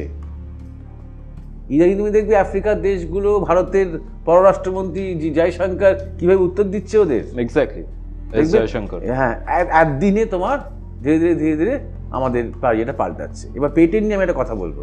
পেটেন্ট ব্যাপারটা কি দেখো, প্রকৃতির মধ্যে থেকে যখন তুমি এমনি কিছু পাও তখন সেটা পেটেন্ট করা যায় না। পেটেন্টের প্রথম নিয়ম হচ্ছে তাই। তুমি একটা ফুল গাছ প্রথম দেখলে, যেটা হয়তো পৃথিবীতে আর কেউ দেখেনি আগে, হ্যাঁ, সেটাকে তুলে নিয়ে বলে এটাকে পেটেন্ট করলাম কৌস্তবের নামে, এটা করা যাবে না, বুঝতে পারছো? তুমি সেই ফুল গাছটা তুলে নিয়ে সেই পাতাটা নিয়ে আরেকটা পাতা নিয়ে বেটে ডুটে একটু কম্বাইন করে যখন কিছু করলে, তুমি তার উপর ম্যানিপুলেট করলে, মডিফাই করলে, তখন সেই ফর্মুলাটাকে তুমি পেটেন্ট করতে পারো, কৌস্তব ফর্মুলা বলে পেটেন্ট করতে পারো। এই পেটেন্টটাই একটা সাংঘাতিক, মানে ইংরেজদের একটা ভয়ঙ্কর চাল এই পেটেন্টের ব্যাপারটা, জানো তো? আমাদের দেশের শিক্ষা, স্বাস্থ্য, বিজ্ঞান চর্চা অনেক উন্নত ছিল, অনেক অনেক উন্নত ছিল। কখনো না সেইগুলো নিয়ে কারোর একটা নামের কপিরাইট করতে হবে, এইরকম ধরনের বিষয় বুদ্ধি, এরকম ধরনের স্বার্থ বুদ্ধি, ব্যবসা বুদ্ধি কখনো কারোর মধ্যে কাজ করেনি। চড়ক কোন ওষুধটা আবিষ্কার করেছেন সেটা চড়ক লিখে দিয়ে গেছেন, কিন্তু ওটা ওনার নামে পেটেন্ট করতে হবে, এটা চড়কের। হ্যাঁ, এইরকম ধরনের এটা চড়ক, মানে চবনপ্রাশ বা চড়ক কোম্পানি একমাত্র চিকিৎসা, হ্যাঁ হ্যাঁ, এটাকে করতে পারবে, মানে মানুষকে বিক্রি করতে পারবে, তৈরি করতে পারবে, ইন্ডাস্ট্রির অধিকার এটা ছিল না। ওষুধ এক নম্বর। ভারতবর্ষের যে অতি গৌরব করার মতো আয়ুর্বেদিক ট্র্যাডিশন হাজার হাজার বছরের, সবটাকে চুরি করলো ইংরেজরা, করে সেইটার ওপরই নানা রকমের সিনথেটিক ইউজ করে, কেমিক্যালস ইউজ করে, প্রিজারভেটিভ ইউজ করে, ওইগুলোই হয়ে উঠলো অ্যালোপ্যাথি ওষুধ, করে পেটেন্টাইজ করা হলো, যাতে করে ভারত ওই একই সিস্টেমে, যাতে করে মানে বাজারটা না নিতে পারে। করে ভারত স্বাধীন হওয়ার পর নতুন সরকার, কংগ্রেস সরকার, নেহেরু সরকার ঠিক করলো যে হ্যাঁ, এরা খুব অ্যালোপ্যাথির একটা ফিল্ড দিয়ে গেছে বটে, কিন্তু আমাদের আয়ুর্বেদটা অনেক দিনের। আমাদের হাকিম, আমাদের বৈদ্য, মুসলমানদের মধ্যেও হাকিম, হিন্দুদের মধ্যেও বৈদ্য, এবং গ্রামে গ্রামে গ্রামে গ্রামে চিকিৎসা করে, হ্যাঁ, চাষবাস করে, মানে ওষুধের চাষ করে, মানুষকে ওষুধ দেয়, প্রিজারভেটিভ ব্যবহার করে না, বুঝতে পারছো? এটাই থাক মেইন স্ট্রিম। আর অ্যালোপ্যাথি, প্যাথোলজি এগুলো হোক মানে সাইডে, এসোটেরিক, এই এতে না সারলে তখন ওইদিকে মানুষ যাবে। সঙ্গে সঙ্গে তোমার ইউনাইটেড নেশনস, তখন ওয়ার্ল্ড হেলথ অর্গানাইজেশন হয়নি, থেকে রাতারাতি তোমার ফোন আসতে আরম্ভ করলো, মেসেজ আসতে আরম্ভ করলো যে না, উল্টে দাও, অ্যালোপ্যাথি করে দাও মেইন স্ট্রিম। আর যেগুলো ইন্ডিজেনাস, হ্যাঁ, সেগুলোকে বলে এসোটেরিক, সেগুলো ঝাড় তাপ ফুঁক, যেটা আমরা করি আজকাল। এক্স্যাক্টলি, আয়ুর্বেদ নিয়ে কথা বললে আমরা বলি ঝাড় ফুঁক, ওসব ওঝারা করে, কুসংস্কার। ওই যে কি সে পোটলা ফোটলা বেঁধে বসে আছিস হাতের মধ্যে, হ্যাঁ, তো বা কি সব শিকড় বাকড় নিয়ে ইয়ে করছিস রে, বাড়ছিস রে, আচ্ছা এটা ওষুধ নাকি? ওই পিলস খেয়ে খেয়ে আমাদের সংস্কার এসে গেছে, ওষুধ। ঠিক তেমনই শিক্ষা, আমাদের যত তোমার ইয়ে করলো, প্রথম দেখো তুমি নিজেই শুনে ছোটবেলা থেকে যে ব্রিটিশরা আমাদের সব যত দলিল, দস্তাবেজ, যত নথি, যত যা পাণ্ডুলিপি সমস্ত চুরি করেছে। এটা আমরা আরও জেনেছি। বড়াল বলে একজন, তিনি সন্ন্যাসী হয়েছিলেন, তিনি লন্ডনের মিউজিয়ামে দেখেছিলেন অরিজিনাল উপনিষদ, অরিজিনাল বেদ বেদান্ত, অরিজিনাল রামায়ণ, একদম অরিজিনাল সব, মানে ভর্তি, মানে পুরো একটা লাইব্রেরি ভর্তি শুধু ভারত থেকে চুরি করা জিনিস। ওটা মিউজিয়াম না চোর বাজার বুঝতে পারি না। এক্স্যাক্টলি, হ্যাঁ। তখন তিনি বসে বসে বসে সেগুলো, তিনি জানতেন সংস্কৃত, তিনি সেগুলো ইংরেজিতে পরে নরওয়েজিয়ান ভাষায় ট্রান্সলেট করেছিলেন। তার নাম আনন্দ আচার্য। তিনি পরে নরওয়েতে আশ্রম করেছিলেন। যাই হোক, নরওয়েতে আশ্রম করেছিলেন। তো এইরকম ধরনের বহু মানে ঘটনা, ধরো ওষুধ, শিক্ষা, বিজ্ঞান, ওই সব বিজ্ঞানগুলো আজকে তোমার ওদের নামে পেটেন্ট করে নিয়েছে। যেমন ধরো, আমি একটা উদাহরণ দিচ্ছি। রাজীব মালহোত্রা একবার, তিনি একজন ইন্ডোলজিস্ট, বিদেশে থাকেন, তিনি আবার জয়পুর ফেস্টিভ্যালে এসেছেন। ইন্ডোলজিস্ট বলতে ইন্ডিয়ানই রিসার্চ করেন। একদম ইন্ডিয়ান রিসার্চ করে, একদম মানে কট্টর একদম তিনি সত্যটা বলার চেষ্টা করেন, অনেক বই লিখেছেন, ভালো কথাবার্তা সবই ভালো। তিনি আবার এসেছেন জয়পুর ফেস্টিভ্যালে, সেখানে একজন আমেরিকান ডাক্তার, তিনি তার নাম ভুলে গেছি, তিনি কগনিটিভ সায়েন্স নিয়ে মানে মনে নানা রকম অবস্থা নিয়ে তিনি কথা বলছেন। তিনি খুব নভেল, নতুন, পুরস্কার পেতে চলেছেন কিছুদিনের মধ্যে, তার কথা সবাই শুনছে, তার পেপার সব পাবলিশড হচ্ছে, হ্যাঁ, সব মুগ্ধ হয়ে সব দর্শকরা শুনছে। উনি শুনতে শুনতে একটা হাত তুলেন মাঝখানে, হ্যাঁ বলুন, বলছেন আপনি এতক্ষণ ধরে যেটা বলছেন সেটা তো শ্রী অরবিন্দের লেখা অমুক বইটা থেকে এই পাতা থেকে ওই পাতা একদম word to word line by line আপনি তুলছেন, আপনি কি করে নিজের বলে চালাচ্ছেন? থতমত হয়ে গেছে। না, আমি একটু তার দ্বারা ইনফ্লুয়েন্স ঠিকই, ইনফ্লুয়েন্স করতে আপনি সেটা বলুন, আপনি বলুন, এটা মেনশন করুন, আপনার আপনার কত পেপারস আছে, আপনি কত বই ছাপিয়েছেন, সবই তো অরবিন্দের থেকে চুরি করা। আপনার সুবিধা হয়েছে ইন্ডিয়ানরা অরবিন্দ পড়ে না, তাই জন্য আপনি ইন্ডিয়াতে বসে বসে অরবিন্দের লেখাটা চুরি করে নিজে বলে চালাতে পারছেন। আজও এটা হয়ে চলেছে, বুঝতে পারছো? এখনো ওদের চুরি শেষ হয়নি, এবং সব যেহেতু আমরা ইগনোরেন্ট, আমরা ওদেরটাই পড়বো, আমরা অরবিন্দ পড়বো না, ওদেরটা পড়ে বল বাবা এই দেখো আমেরিকান এই প্রফেসর কি সুন্দর মন নিয়ে বলেছে, দেখো মনের কত ডাইমেনশন নিয়ে বলেছে। যতই বলো আমাদের যোগ টোক, আমাদের যোগীরা এসব ভাবতেই পারবে না, এরকম ধরনের কথা হয়তো আমরা বলবো, বুঝতে পারছো? হ্যাঁ, আমাদের আমি বলি এই হচ্ছে পেটেন্ট রাজনীতি। ভারতবর্ষটা আমি ভাবিনি যে বিদ্যাকে কারোর একটা নামে সংরক্ষণ করে রাখতে হবে, কখনো ভাবিনি। বা সেটাকে কমার্শিয়ালাইজ করতে হবে, সেটাকে ইন্ডাস্ট্রি করতে হবে, এটা ভাবিনি। ওই যে বিদ্যা সবার জন্য। হ্যাঁ, পাকে চক্রে ভগবান আমাকে দিয়ে এই আবিষ্কারটা করিয়েছেন মানুষের কল্যাণের জন্য, ব্যাস। যদি কেউ সেটা মনে রাখে তো ভালো, না মনে রাখলে কি করা যাবে, এরকম ভাবে ভেবেছে। আর এরা এই পেটেন্ট ব্যাপারটা ইউজ করেছে, চাষ, সেই সমস্ত বীজ চুরি করেছে।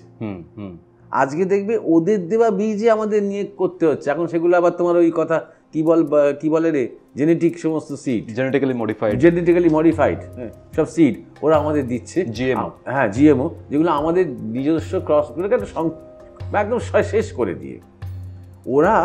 আমি একজন জার্মান এগ্রিকালচারিস্টের কথা বলছি, তখন তোমার এই 1970s উনি ভারতবর্ষে এসেছিলেন, বিশেষ করে বাংলা, কেরল এসব জায়গায়, এখানে খুব ভালো চাষ হয়, অর্গানিক ফার্মিং শেখাতে। উনি এসেছিলেন অর্গানিক ফার্মিং শেখাতে, এখন অর্গানিক ফুডের খুব চল উঠেছে করে উনি বছর দুয়েক বাদে বললেন আমি শেখাতে এসে আমি এদের কাছে শিখতে আরম্ভ করলাম, কারণ এরা কিছু শিখে করেনি, এদের বাপ চতুর্পুরুষ থেকে 14 পুরুষ থেকে এরা এটাই করে আসছে, এরা অর্গানিক ফার্মিংটাই জানে, কি করে ন্যাচারাল যে কোনো জিনিস দিয়ে সার করতে হয় এরা জানে, কি করে বীজকে পরীক্ষা করতে হয়, বীজকে বই নিয়ে এসে ছায়ায় রেখে দেয় এরা, সেই বীজ ছায়াতে দুদিন থাকার পর কি অবস্থায় থাকে রং দেখে এরা বুঝতে পারে এই বীজটা দিয়ে পরের বছরে ধানটা হবে কি হবে না। এদের কাছে আমার অনেক অনেক কিছু শেখার আছে, এরাও থিওরি জানে না, এদের কাজ দেখতে দেখতে আমি শিখি। সুতরাং তখনই বুঝতে পারলেন যে এটা কত অ্যাডভান্স সিভিলাইজেশন, হাজার হাজার হাজার বছরের সিভিলাইজেশন, আর এরা 200 বছর হলো চাষবাস করতে শিখছে, তার আগে শিকার করে খেত, বুঝতে পারছো? ইউরোপিয়ানরা শিকার করে খেত, এক্স্যাক্টলি। আজকে যেটা আমেরিকা, ওটা এক ধরনের শিকার করাই, বিভিন্ন জায়গা থেকে ইউরোপিয়ানরা এসে আমেরিকার নিজস্ব লোকগুলোকে জাস্ট শিকার করে মেরেছে, যেমন হ্যাঁ রেড ইন্ডিয়ানসদের। ওরা রেড ইন্ডিয়ানস নয়, ওদেরকে রেড ইন্ডিয়ানস কেন বলেছে কলম্বাস, কারণ ও ইন্ডিয়া খুঁজতে বেরিয়েছিল, তারপর ওখানে গিয়েছে, ওখানে গিয়ে লোকের দেখে তাহলে এরা ইন্ডিয়ানসই হবে। ইভেন এতটা অমানবিক তারা যে তাদেরকে রেড ইন্ডিয়ানদের মারার জন্য বায়ো ওয়েপেন, বিভিন্ন সংক্রামক যে ব্যাধিগুলো ছিল তাদের মধ্যে ছড়িয়ে দিয়েছে। এবার তার জন্য পুরো সিভিলাইজেশনটার মানে জেনোসাইড হয়েছিল, একদম টোটাল জেনোসাইড হয়েছিল। সেই সভ্যতা তোমাকে আজকে জ্ঞান দেবে যে তোমরা সংযমী হও, তোমরা অস্থির হইও না, তোমরা অসহিষ্ণু হইও না, তোমাদের ডেভেলপমেন্ট ইন্ডেক্স এত কম কেন, তোমাদের হ্যাপিনেস এত কম কেন, ওরা বলবে আমাদের, তাই না? মানে পৃথিবীর সব থেকে heavily armed nuclear state America বা তখনকার দিনের ইউএসএসআর, তারা আমাদেরকে বলছে অ্যাটমিক্যালি নিউট্রাল থাকতে বা অ্যাটমিক পিস বজায় রাখতে। এটা হিপোক্রেসি না? একদম বিরাট হিপোক্রেসি। এটা করতে পেরেছে কারণ আমরা দুর্বল হয়েছি, এটা করতে পেরেছে কারণ আমরা আত্মবিস্মৃত, এক গালের জায়গায় আরেকটা গাল বাড়িয়ে দিয়েছি। হ্যাঁ, এটা করতে পেরেছে আমাদের এই পেটেন্ট রাজনীতির শিকার হয়েছি, বুঝতে পারছো? এই পেটেন্টটা শুধুমাত্র একটা পেটেন্ট ব্যবসা আবিষ্কার নয়, এই পেটেন্ট একটা বিশাল বদমাইশি, সাংঘাতিক একটা চক্রান্ত, যে আইডিয়াটা ছিল না। যেমন অত প্রপার্টি বোধ ছিল না, জানো তো, এই জমিটা আমার জমি, এই ব্যাপারটা ছিল না, জমি আমার মা, এইটা ছিল ভারতের কনসেপ্টটা, বুঝতে পেরেছো? সুতরাং মা, সুতরাং তার সাথে কোনো ব্যবসার সম্পর্ক হতে পারে না আমার। মায়ের সাথে কিসের মায়ের সাথে কিসের ব্যবসা? মাকে আমি সেবা করলে মা আমাকে খাইয়ে পরিয়ে একদম লাল করে দেবে, কোনো চিন্তাই নেই। এক্স্যাক্টলি। মাকে যদি অকল্যাণ ইয়ে না করি, সেইখানে এটা এর প্রপার্টি, ওটা তার প্রপার্টি, এটা ওরা এসে দখল করলো এই প্রপার্টি, হ্যাঁ, করে করে করে করে আজকে জমির সাথে আমাদের সম্পর্কটা কিন্তু মুখে বন্দে মাতরম ভারত মাতা বলি বটে, কিন্তু জমির সাথে আমাদের সম্পর্কটা আর মা সন্তানের নেই। কজন মাঠে যায় এখন? হ্যাঁ, এক্স্যাক্টলি। চাষির ছেলেমেয়েরা আমি দেখেছি তারা বাবা মায়ের জমি কোনটা বলতে পারে না। আমি বলতে পারবো না আমাদের বর্ধমানে জমি রয়েছে কোনটা। সেটাই, এই মা ছেলে সম্পর্কটা আর নেই। এখন সম্পর্কটা হচ্ছে ওটা একটা অ্যাসেট, জমি একটা অ্যাসেট, দরকার হলে বিক্রি করবো যাতে করে হাই এডুকেশন করতে পারে আমার ছেলে, এই মানসিকতাটা এসে গেছে। এইটা সম্পূর্ণ ওদের অবদান। তাই আজকে আর এটা নিয়ে নতুন করে এটা নিয়ে কথা না বলে আস্তে আস্তে আস্তে আস্তে আমাদের আত্মবিস্মৃতিটা কাটার এবার সময় হয়েছে। আমাদের নিজেদের দর্শন, নিজেদের ইতিহাস, নিজেদের সংস্কৃতি, নিজেদের অর্থনীতি, নিজেদের সমাজ ব্যবস্থা, নিজেদের মূল্যবোধ, এটা বোঝার এবার দরকার, সময় হয়েছে এবারে। আপনার কি মনে হয় যে আমরা যারা একটা কথা বলে নিই, বলুন। তুমি আমাকে আজকে এখানে বসে আছো, তুমি আমাকে মহারাজ বলে কথা বলছো, তোমার বয়োজ্যেষ্ঠ কেউ হয়তো আছে, কাকু জেঠু বলছো। আমি কোনোদিন ইউরোপে আমেরিকায় দেখি না নাম ছাড়া, হ্যাঁ, 80 বছরের লোকটাকে রবার্ট বলে ডাকছে, হ্যাঁ, ছোট্টটাকে ড্যানিয়েল বলে ডাকছে, 8 বছরের একটা ছেলে এসে, ওরা কিন্তু অশ্রদ্ধা করছে না, হ্যান্ডশেক করে বলছে hello Joydeep, how are you, এরকম করে হ্যান্ডশেক করছে 8 বছরের ছেলে। বুঝতে পারছো? দেখো কালচারালি কত পার্থক্য, আমরা এটা ভাবতেও পারবো না, আমরা ওটা লক্ষ্যও করবো না, ওদেরটা দেখলে মনে পড়বে, তাই তো? এটা তো আমরা করি না। আমাদের সম্পর্কগুলো কত নাম, পিসি, মাসি, জ্যাঠা, জেঠু, কাকা, বাবা, তবু কত নাম, হ্যাঁ, ওদের কোনো নামই নেই। এককালে শুধু আঙ্কেল আন্টি ছিল, ওগুলো বলা উঠে গেছে, আঙ্কেল আন্টি বলা উঠে গেছে। সত্যি সত্যি অদ্ভুত লাগে আমার, যে আগে অন্তত মিস্টার অমুক করে কথা বলতো। একটা ইন্টারভিউ নিচ্ছে ধরো, হ্যাঁ, যে মিস্টার অ্যান্ডারসন করে হয়তো কথা বলতো তার সাথে, এখন এই মিস্টারটা পর্যন্ত পারে না, প্রথমেই তার প্রথম নামটা, হ্যাঁ, প্রথম নামটা ধরে ডাকছে, বুঝতে পারছো? আর সে তো বয়সে তার মানে দাদুর বয়সী সে। এইটাতে বোঝা যায় যে কতটা লোয়ার কালচারে রয়েছে ওরা, মানুষের সম্মান জানানোর ক্ষেত্রে। আপনার কি মনে হয় মহারাজ, যে আমি যেটা কোশ্চেনটা এতক্ষণ করার চেষ্টা করছিলাম বা মনে হচ্ছিল আমার, সেটা হচ্ছে, আমি জেনারেলাইজ করছি না, সবার ক্ষেত্রেও বলছি না, বাট কিছু কিছু ক্ষেত্রে আমাদের এই যে বোধ, নিজেদের সনাতন ধর্ম তো বলবো না, এটা একটা লাইফস্টাইল, সেটার প্রতি বোধ কমে গেছে, বা আমাদের বোধটাই কম। তাই জন্য সত্যজিৎ রায় যখন বাইরের থেকে লেজিটিমেসি পান, তখন আমরা তাকে এতটা উৎসাহ সহকারে তার ফিল্ম দেখি, বা ধরুন ফরেন রেকগনিশন পেলেন বিবেকানন্দ, তখন আমরা তার এতটা মানে গুণগান করি বা তাকে ফলো করার করি। একটা তো ফরেন লেজিটিমেসি রয়েছে, তো আমরা মানে ফরেন কোনো কিছু আগে লেজিটিমেট করলো, তারপরে আমরা তাকে গুরুত্বটা দিচ্ছি। তাদের নিশ্চয়ই বোধ আছে, তাই জন্য তারা লেজিটিমেসি দিয়েছে। আমাদের কি সেই অর্থে বোধটা কম, যার জন্য আমরা ফরেন রেকগনিশন ছাড়া তাকে ফলো করি না? কোনো কিছু বোধ তো কম নয়। বোধ কম থাকলে রবীন্দ্রনাথের মতন সাহিত্য তৈরি হতো না। হ্যাঁ, বোধ কম থাকলে সত্যি তার মতন ফিল্ম মেকার তৈরি হতো না। মানে বোধ মানে সাধারণ মানুষের কথা বলছি না, ওইটাই তো বলছি, এটাই ম্যাকলি লাইন। এটা রাজনৈতিকভাবে বছরের পর বছর এটা করা হয়েছে। আমাদের শিক্ষা ব্যবস্থা, আমাদের সমাজ ব্যবস্থা, আমাদের চিন্তা ভাবনা, আমাদের রাজনীতি, এই ভোট, এই ডেমোক্রেসি নাম করে যা কিছু হয়, এইটা তো করা হয়েছে যাতে আজকে আমরা আত্মবিস্মৃত হই, এতই নিজেদের গৌরব নিজেদের হারিয়ে ফেলি যে ওরা যখন আমাদের ভালো বলবে, ওদের লাইনে ভালো কিছু করার জন্য, আচ্ছা, তখন আমরা খুব মানে ধন্য ধন্য করব। আমাদের মতন করে যখন আমরা কিছু ভালো করছি, হ্যাঁ, তখন তো ওরা সেটা স্বীকৃতি দেবেই না, আর আমরা আমাদের করা বন্ধ করে দেবো তখন সেটা। এইটা খেয়াল রাখতে হবে। ওরা সবসময় ম্যাকলে লাইন মানেই তাই সিস্টেমেটিক্যালি সমাজের সর্বত্র কীভাবে এই লাইনটিকে প্রয়োগ করা যায়, এইটাও তৈরি করেছে। যেমন আমি আরেকটা উদাহরণ দিচ্ছি, এই যে কাস্ট সিস্টেম, এই যে ইংরেজদের তৈরি করা একটা শব্দ কাস্ট সিস্টেম, কাস্ট বলে কোনো শব্দ সংস্কৃততে নেই। কাস্ট শব্দটা হচ্ছে পর্তুগিজ শব্দ, কাস্তা থেকে এসেছে শব্দটা। কাস্ট সিস্টেম মানে যেখানে ক্লাস রয়েছে এবং বৈষম্য রয়েছে।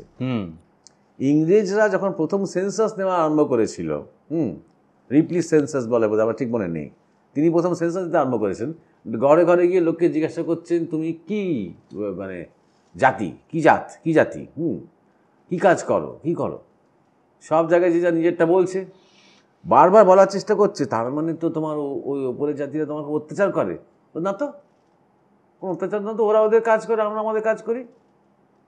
বলো না না, তোমরা বুঝতে পারছো না, তোমরা এতই অজ্ঞানতার মধ্যে রয়েছো, তোমরা বুঝতে পারছো না যে তোমরা কতটা বঞ্চিত, কত নিষ্পেষিত। করে ওইভাবে রিপোর্ট লিখছে, তারা বলছে যতটা সম্ভব। না তো, বারবার বলছে। এর থেকে তুমি একটা জিনিস তুমি পাবে, যে গল্পটা দেওয়া হয় না আমাদের, যে উচ্চ বর্ণরা নিম্ন বর্ণের উপরে কত সাংঘাতিক অত্যাচার করেছে, ক্লাস স্ট্রাগল, এটা সম্পূর্ণ ইউরোপদের তৈরি করে দেওয়া একটা মিথ কিন্তু। আর আমরা সেগুলো রিপিট করে গেছি, আমরা কখনো নিজেদের 4-5টা দেখিনি। আরেকটা উদাহরণ দিচ্ছি, সেই সময়কার মীনাক্ষী সেনের লেখা, তিনি একজন ইতিহাসবিদ, তার লেখাটা ঘটনা।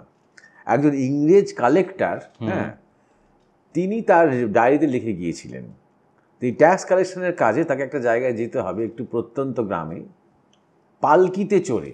ওকে, হ্যাঁ, সেই পালকিতে 4 জন মিলে, 4 বেহারা নিয়ে তার পালকি যাচ্ছে। সেই পালকির গানের মতো, খুব উঁচু নিচু পথ, খুব কাদা, খুব জল বৃষ্টিও হয়েছে। হ্যাঁ, সেই তার চলছে। একটা খারাপও লেগেছে, বাবা কি কষ্ট করে নিয়ে যাচ্ছে এরা। যাই সে গ্রামে যখন পৌঁছেছে সেখানে, হ্যাঁ, বিকেলের দিকে, তখন সে পুরো গ্রামবাসী লোকজন বেরিয়ে আসছে, হ্যাঁ, এগিয়ে আসছে, তার সব তাদের দিকে এগিয়ে আসছে। আর তিনি ভেবেছেন এরা বোধহয় আমাকে মানে সম্মান জানাতে আসছে, আমি কালেক্টর ইংরেজ। তবে দেখলো না, সব পৌঁছিয়ে ওই 4 জন বেহারাকে সবাই প্রণাম করছে। আর কেউ পা ধুয়ে দিচ্ছে, কেউ একটু কাপড়, ভিজা কাপড় নিয়ে এসে কাদা ফাদা ঘাম টাম হয়ে গেছে। তখন তিনি বুঝতে পারলেন কথা বলে যে এই 4 জন বেহারা কিন্তু ব্রাহ্মণ। হ্যাঁ, ব্রাহ্মণ। ওকে ওকে, হ্যাঁ, এরা এতই দরিদ্র এই ব্রাহ্মণরা, হ্যাঁ, তাদের বাধ্য হয়ে তারা পালকি বাবার কাজ করতে হচ্ছে একটুখানি পয়সার জন্য, এতই দরিদ্র। শুধু এই যে কাস্ট সিস্টেম, আর ব্রাহ্মণরা প্রচণ্ড শূদ্রদের উপরে অত্যাচার করেছে, দলিতদের একদম শেষ করেছে, পদপিষ্ট করেছে, এই একটা বিশাল কাহিনী তৈরি হয়েছে। বুঝতে পেরেছ? বিশাল কাহিনী। এটা কি প্রোপাগান্ডার আন্ডারে? অবশ্যই এইটাই করা হয়েছে যাতে ভারত আস্তে আস্তে আস্তে আস্তে না নিজেকে অসম্মান করতে আরম্ভ করে সম্পূর্ণ। আমার কালচারটা ফালতু ইউরোপিয়ান কালচারের কাছে, আমার ধর্ম ফালতু, রাম টাম এগুলো কি, তো নিজের বুকে ছেড়ে দেয় এবং তো বনে পাঠায়, ফালতু। ওদের কত যিশু কত মহান, এইটা করার জন্য। যদি যিশুকে ভালো না লাগে তাহলে কার্ল মার্কস আছে, তাকে ভালো না লাগলে মাও সেতুং আছে, নাহলে স্ট্যালিন আছে, লেনিন আছে, কত বড় বড় আইকন রয়েছে, নেহাত জ্যোতি বসু রয়েছে। বুঝতে পারছো? তো এই ব্যাপারটাকে তৈরি করার জন্য আর কি, যাতে করে আমরা এই যত আমরা কিন্তু এই বামপন্থার দিকে যাব, তার প্রথম সুরটাই কি বলতো, ধর্ম সব ফালতু, ধর্ম ফালতু, দর্শন ফালতু, রামকৃষ্ণ কথামৃত ফালতু, বুর্জুয়াদের ব্যাপার ওগুলো।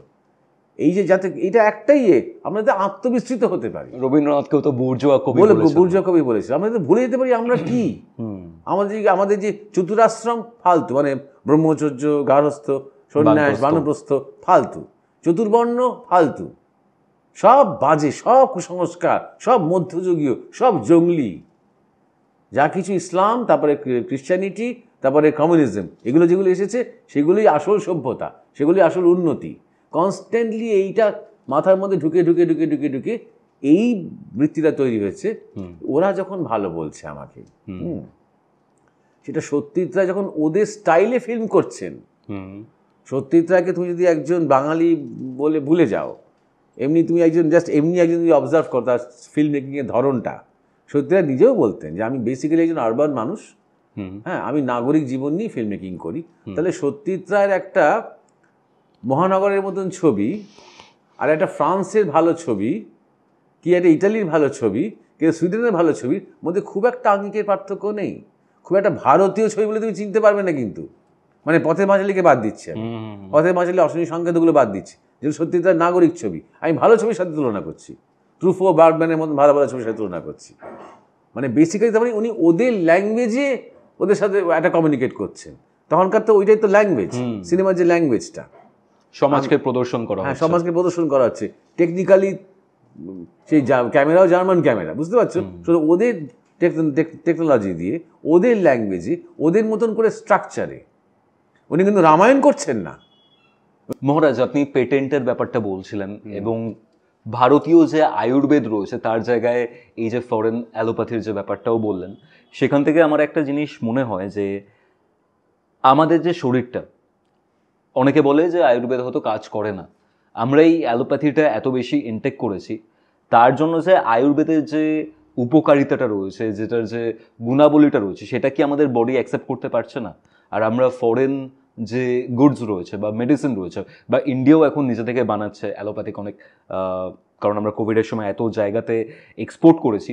আপনার কি মনে হয় যে অ্যালোপ্যাথি এত বেশি ইউজ করার জন্য আয়ুর্বেদের যে উপকারিতাটা রয়েছে সেটা অনেকটা কমে গেছে? কয়েকটা মানে মৌলিক সমস্যা আছে, যেটা একটু বুঝতে হবে। অ্যালোপ্যাথি যেটা একটা বিরাট সুবিধে, সেটা হচ্ছে সেটার preservation, shelf life. Expiry date তোমার 1 বছর 6 মাস পর্যন্ত তুমি চালাতে পারবে, তাই না? এই সুবিধাটা তুমি আয়ুর্বেদে পাবে না। আয়ুর্বেদের নিয়মটা হচ্ছে, ধরো কোনো একটা গাছের ছাল কাজে লাগবে একজনের হার্টের প্রবলেমের জন্য বা ব্লাড প্রেশারের প্রবলেমের জন্য। ভোরবেলাকার সূর্য উঠে গাছের যে অংশেতে আলোটা পড়ছে সেইখানকার ছালটা নিতে হবে তোমাকে। একটা ম্যাচুরিটি অবস্থায় পৌঁছানোর পর সেই ছালটা নিয়ে তুমি সেটা দিয়ে এবার অনুপান, যাকে বলে ঘি বা মধু বা ইত্যাদি ইত্যাদি আরও কয়েকটা জিনিস দিয়ে মিশিয়ে টিশিয়ে বেটে টেটে ভালো করে এরকম বড়ি টড়ি তৈরি করে তুমি পেশেন্টকে দিয়ে বলবে 7 দিনের ওষুধ দিলাম। এটার প্রিজারভেটিভ হয় না একদম। আবার 7 দিন পরে কেমন আছো আবার 3 ওষুধ তৈরি করে দেবেন। এটা হচ্ছে ক্লাসিক্যাল আয়ুর্বেদ। যখনই তুমি দেখবে যে আয়ুর্বেদেরও তোমার শেলফ, হ্যাঁ সে পতঞ্জলি হোক বা যারই হোক, হ্যাঁ সেই রকম ওই অ্যালোপ্যাথির মতনই দেখতে দেখতে সব ক্যাপসুল। হ্যাঁ, তার মানে সেখানে ওরা কিছু প্রিজারভেটিভ ইউজ করছে। এমনকি কোনো কোনো ক্ষেত্রে আমি শুনছি যে ওরা স্টেরয়েডসও ইউজ করছে কিছু তাড়াতাড়ি কিছু রেজাল্ট পাওয়ার জন্য। বেসিক্যালি সবই আয়ুর্বেদ লেখা জিনিসগুলো আজকাল কিন্তু এক ধরনের ভাওতা। কারণ আয়ুর্বেদের দিকে এখন মানুষের আগ্রহ বেরিয়েছে, তো ক্রিমও আয়ুর্বেদিক, তোমার দাঁতের মাজনও আয়ুর্বেদিক, হ্যাঁ খাবার দাবারও সব আয়ুর্বেদিক, মশলা আয়ুর্বেদিক, সবই এখন আয়ুর্বেদিক হয়ে যাচ্ছে, জামা কাপড় আয়ুর্বেদিক হয়ে যাচ্ছে। করতে গিয়ে হচ্ছে কি তোমার এই অ্যাকচুয়ালি ওদের সিস্টেমটা নকল করে যাচ্ছি। কিন্তু এই শেলফ লাইফ তুমি তোমার ঘরে রেখে দিলে তোমার প্যারাসিটামল, আবার তুমি আজকে জ্বর হলো খেলে আবার 4 মাস বাদে আবার জ্বর হলো আবার তুমি কাউকে একটা দিলে, এই জিনিসটা কিন্তু আয়ুর্বেদ দিয়ে হয় না। আয়ুর্বেদেরটা অনেকটা ডাইনামিক প্রসেস, মানে প্রকৃতির সাথে মানুষকে কনস্ট্যান্টলি ইন্টারঅ্যাক্ট করতে হয়, চাষ করতে হয়, তৈরি করতে হয়, ওষুধটা দিতে হয়, দিয়ে এফেক্ট দেখতে হয়, আবার ওষুধ তৈরি করতে হয়। এইভাবে মাস স্কেল, মাস প্রোডাকশানে আয়ুর্বেদটা আনাটা একটুখানি মুশকিল, বুঝতে পেরেছো? আর সেই জায়গাটা, সেই অ্যাডভান্টেজটাই অ্যালোপ্যাথি পেয়েছে। তাই না আজকে তুমি যে বলছো তো আয়ুর্বেদিক কাজ করছে না, আদৌ সেগুলো আয়ুর্বেদিক কি না এই ক্লাসিক্যাল অর্থে সেটা বেশি গুরুত্বপূর্ণ।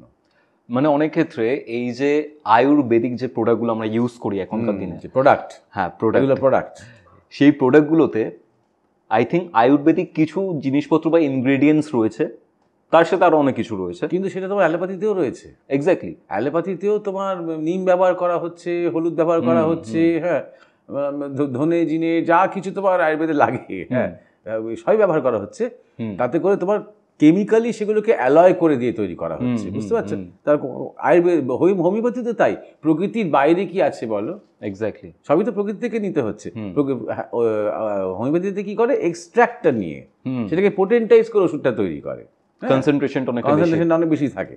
এইভাবে সবাই প্রকৃতি থেকে নিচ্ছে, কিন্তু প্রকৃতি থেকে নিয়ে তারপর যা যা ম্যানিপুলেশন করছে তার হয়তো কিছু কিছু সাইড এফেক্ট শরীরকে নিতে হচ্ছে, বুঝতে পারছো? পিওর আয়ুর্বেদ হলে সাইড এফেক্ট হবে না তা নয়, সাইড এফেক্ট অনেকটা কম।